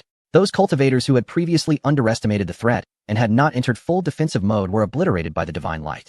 A few great sages managed to summon their battle weapons to fend off the attack, yet the casualties were still devastating. In the distance, Ing Zheng wore a triumphant expression. The assault had finally borne fruit, bolstering his confidence immensely. All troops, advance with the bayonets. In an instant, tens of thousands of soldiers soared towards the gaping breach in the array. At the city gate, the array masters gathered, eager to reactivate the formation. Curse it. How could they breach the array? This is the imperial array. There is no time. Hurry, activate the array. If they truly break in, we are all doomed. A swarm of ants, daring to make us exert ourselves so. In the distance, the Taoists with black and white brows approached. They too were array masters. A middle-aged man, spotting them as if seizing a lifeline, cried out, "It's the black and white elders from Lingjian Mountain, 2 great sages. Please assist us." The Taoist smiled reassuringly. Fear not. We shall exert our utmost to repel the invading forces and prevent them from claiming even an inch of land. Yet, in the next breath, the black-browed Taoist raised his hand, and a sword beam swept forth, severing the head of an array master. What are you doing? The remaining array masters were struck with horror, the sudden turn of events dawning upon them. What are we doing? Why, we are here to eliminate you. Without your demise, how can our esteemed commanders enter? The black-browed Taoist retorted. You traitors. The Taoists unleashed hundreds of sword chi, annihilating all array masters. Under the might of the great sages, these cultivators could not endure even a moment. The two then approached the breach in the grand array. Addressing the approaching cultivators from Xianzhou, esteemed commanders, please enter. Chapter 217. Carnage at the border of Jianzhou, The Imperial defensive array had been breached, leaving a vast opening. At this moment, countless troops surged into the heart of Sword State, including Ling Yun and his companions. Heavenly and earthly eyebrows. Are you conspiring to rebel? Roared a general clad in silver armor, his eyes gleaming with a frigid intensity as he fixed his gaze upon the Taoist of Black Eyebrow. The Black Eyebrow Taoist turned and smiled. Those who recognize the times are the true heroes. Today, Sword State shall inevitably fall. As fellow great saints, we have labored to reach this point. The esteemed one has also arrived. If you kneel and bow twice before me, I shall intercede with the Xian Emperor on your behalf, and consider sparing the lineage behind you. The silver-armored general's eyes turned crimson, veins bulging with fury as he retorted. You speak nonsense. The Dao sect has an emperor, does Sword State not? As equals among emperors, who fears whom? Even if an imperial figure joins the fray today, it cannot alter the inevitability of your defeat. With that, he swung his long blade, stepping boldly forward, unleashing thousands of blade energies that sliced through the air. Humph. The black-eyebrow Taoist snorted coldly, flicking his black sleeves, producing a piercing sound of rushing wind.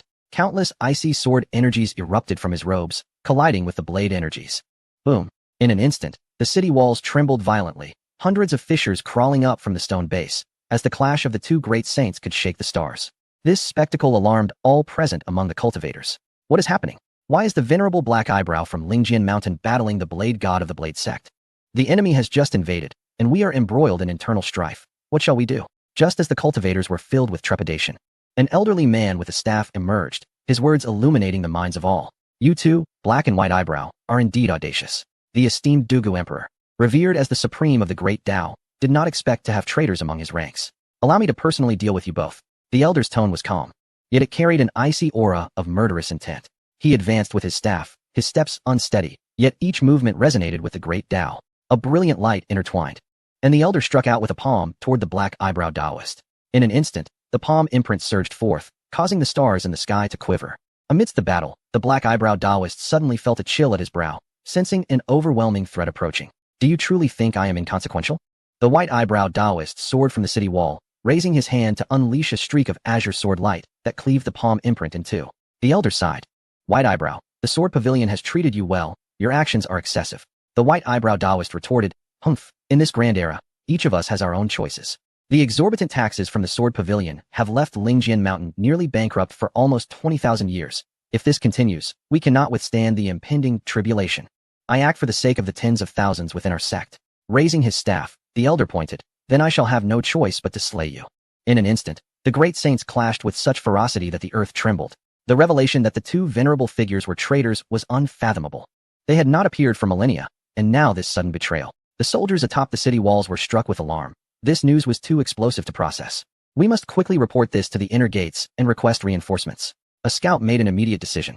Opening his mouth to unleash a divine light that transformed into a war chariot, he stepped forward with determination, eager to flee at great speed to deliver news to the inner gate. In Jianzhou, there are three great gates: the outer gate, the inner gate, and the main gate of Jiang'e.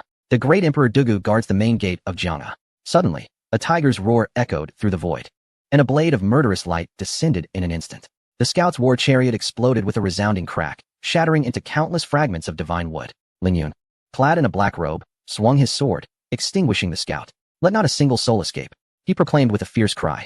Behind him, Ao Tian, Hualing, and others surged through the breach, while the cultivators from the various sacred lands of Xianzhou poured in, commencing the purge of the city as defenders. The soldiers of Jianzhou, positioned behind the city walls, rallied to resist the invading forces of Xianzhou with all their might. In that moment, the air was filled with shouts that shook the heavens. The clash of weapons, the thunder of cannons, the mournful cries of the fallen, and the roars of sacred beasts, all resonating throughout the border. Periodically, numerous aerial fortresses and airships floated over the city walls, descending slowly as the main forces of Jianzhou launched their ground assault, igniting a new round of fierce combat. Thousands of massive cannons exchanged fire, devoid of any formations or protective barriers, their battle reliant solely on life and tenacity. All were consumed by bloodlust. The forces of Xianzhou, tainted by hatred, fought with unyielding ferocity, while the soldiers of Jianzhou, embodying the will of Emperor Dugu, battled fiercely on the battlefield. Kill. Let them die. The city walls lay in ruin, enveloped in swirling black smoke, painting a scene reminiscent of hell on earth, strewn with the bodies of those slain by weapons, the mangled remains of sacred beasts, and the wreckage of broken war chariots. A sudden cough of blood escaped from the black-browed Taoist as he fell to the ground, retreating several steps until he was near the city walls.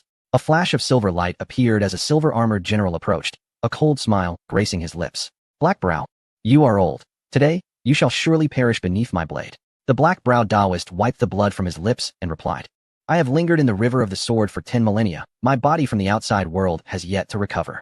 Otherwise, how could I be bested by you? He was indeed too weakened. His primordial spirit had been separated for 10,000 years, and his physical form had not fully recuperated, rendering him incapable of enduring prolonged combat. His resolve remained steadfast, though his body faltered. The silver-armored general stepped before the black-browed Taoist, raising his sword to deliver a fatal blow. Clang! Suddenly a sword, imbued with black and white hues, interposed itself before the black-browed Taoist, blocking the strike. Ling Yun grasped the sword with both hands, his feet firmly sunk into the sand. His gaze fixated upon the silver-armored general, who towered over him. He then transmitted a message to the black-browed Taoist. Senior, you must flee. My master requires you to deliver false information to the checkpoint at Niling. The black-browed Taoist struggled to rise and responded. This is a great saint on the verge of attaining the quasi-emperor level. How could you possibly contend? The silver-armored general looked down at Ling Yun, perplexed. A junior of the Saint King realm can withstand my blade. This is indeed unexpected. Who are you? A prodigy of the Dao sect? Ling Yun retorted. The one who shall slay you. Such arrogance. You show no respect. Even the Xuandi cannot save you now. The silver-armored general exerted even greater force, gripping the long sword with one hand and pressing downward, unleashing a formidable divine might from within, akin to a raging volcano awakening. Ling Yun felt the pressure intensify, and as he channeled the essence of the Sword King within him, ethereal manifestations of divine beasts such as the true dragon, white tiger, and golden crow appeared upon the yin-yang divine sword.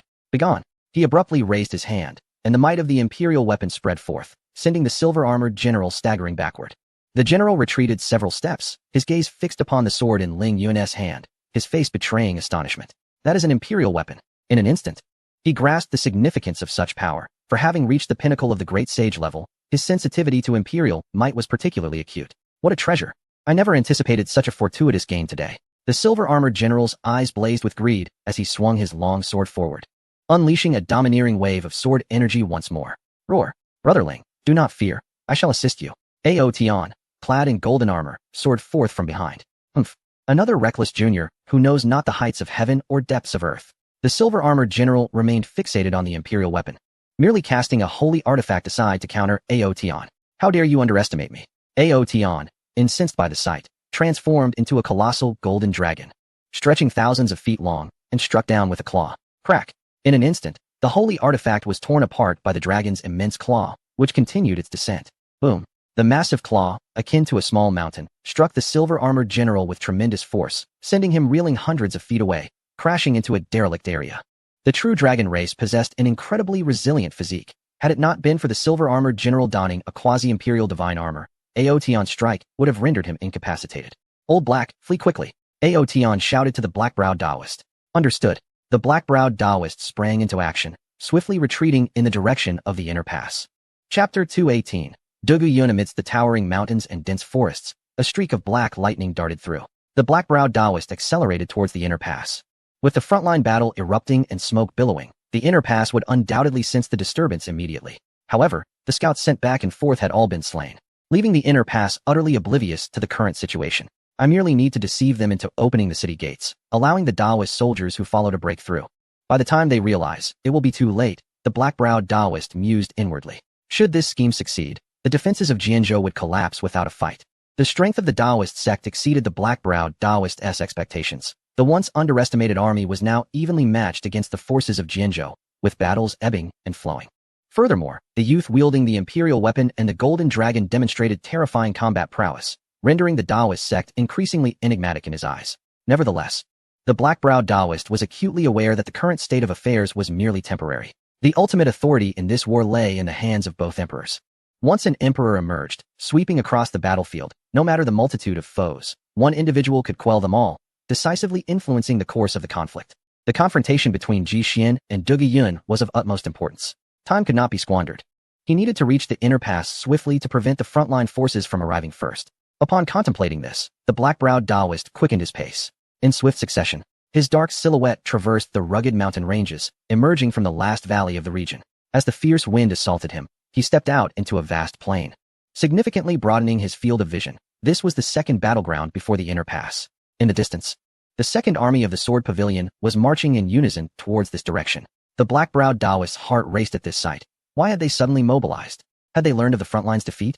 Just as he contemplated retreating, a quasi-emperor at the forefront of the army spotted him and beckoned him forward.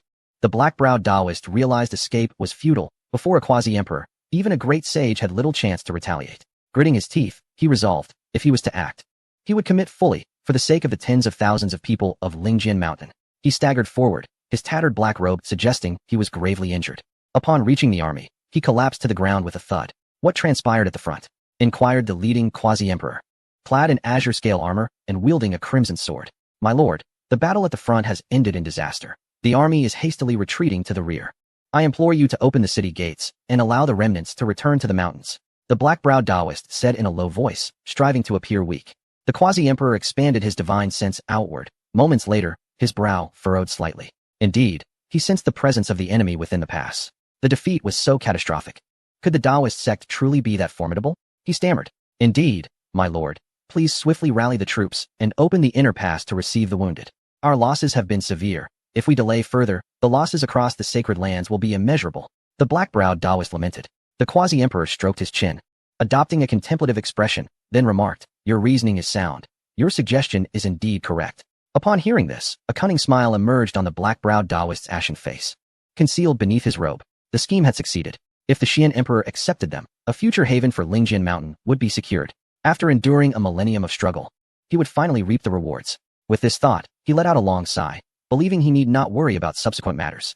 However, after a prolonged moment, the quasi-emperor did not issue any orders.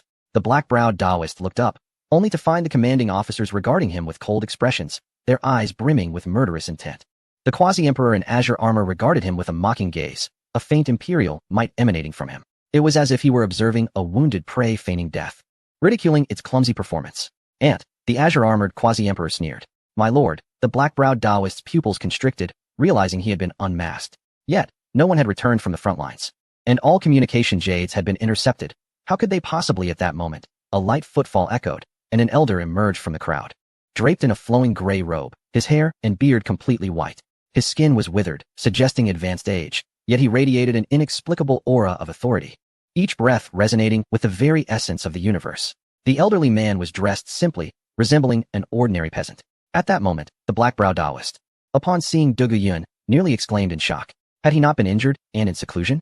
The millennium was not yet upon them. How could he suddenly appear? A multitude of generals dismounted and bowed in unison. We pay our respects to the great Emperor Dugu. Dugu Yun waved his hand, signaling for them to rise. With a tranquil expression, he regarded the black-browed Taoist and remarked, You, old fellow, possess quite the audacity. Had I not foreseen the anomalies at the front lines before emerging from my retreat, you might have truly succeeded. The black-browed Taoist found half of his head embedded in the ground, unable to move, as Dugu Yun's mere words stripped him of all his sacred power. Come forth. Present. A quasi-emperor general stepped forward. Go and eliminate all individuals within the territory of Spirit Sword Mountain, both mortals and cultivators alike. As he uttered these words, Dugu Yun's tone remained indifferent. The population within the territory of Spirit Sword Mountain reached millions, yet with a single decree, he sealed their fates. You. The black-browed Taoist's eyes were bloodshot as he gritted his teeth, howling in fury. Spirit Sword Mountain was established by him and his senior brother. And aside from the thousands of disciples, there were countless innocent civilians. How could Dugu Yun do this?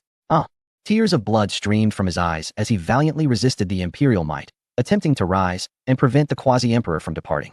Bang! Crack! Merely a slight act of defiance caused the black-browed Taoist's meridians and bones to shatter, rendering him a crippled wretch. At that moment, he gazed at the retreating figure of the quasi-emperor, overwhelmed by grief. His original intention to ally with the Tao sect was to provide a better life for the people in his territory, yet he found himself in such a dire predicament. Another soldier stepped forward and asked, Lord, shall we not eliminate this traitor? Dugu Yun shook his head, stating no. I shall personally present him before Ji Xian and crush him before his very eyes. Let Ji Xian witness how his pitiful subordinate is obliterated by my hand. Haha. And let the world know that Ji Xian is inferior to me. Chapter 219. An encounter at the border of Sword Prefecture, the battle raged on. Aotian transformed into a golden divine dragon, coiling above the frontier like a resplendent golden wall nestled upon the mountain ridges. Gazing down upon the severely wounded silver-armored general below. It is time for you to depart. Upon hearing this, the silver-armored general crawled from the ruins, wiped the blood from his lips, and readied his long blade, bellowing at Aotian, Youngster, do you truly believe I cannot contend with you? Simultaneously, he felt a surge of alarm. Such a formidable physique. A superior sacred weapon struck him, yet only sparked a fleeting flame. Could it be that he was a dragon with the bloodline of a true dragon? Whoosh! In the midst of thought, Ling Yun had already arrived. He surged forth from a Taiji diagram, launching a strike through the air, with black and white sword light intertwining, transforming into two spiraling dragons that charged forward. Clang! The silver-armored general raised his sword in defense, but was sent flying by the overwhelming force, stumbling back over 10 paces before gradually coming to a halt. He gasped for breath, filled with resentment. Who exactly were these two young disciples of the Dao sect? A corporeal being confronts the great sage, while another, wielding an imperial weapon far superior to the talents of the later generations he has encountered, raises the question. Could this be the true legacy of the Xian Emperor? Brother Ling, let us conclude this swiftly. The vestiges of holy power within me are dwindling. If we delay any longer,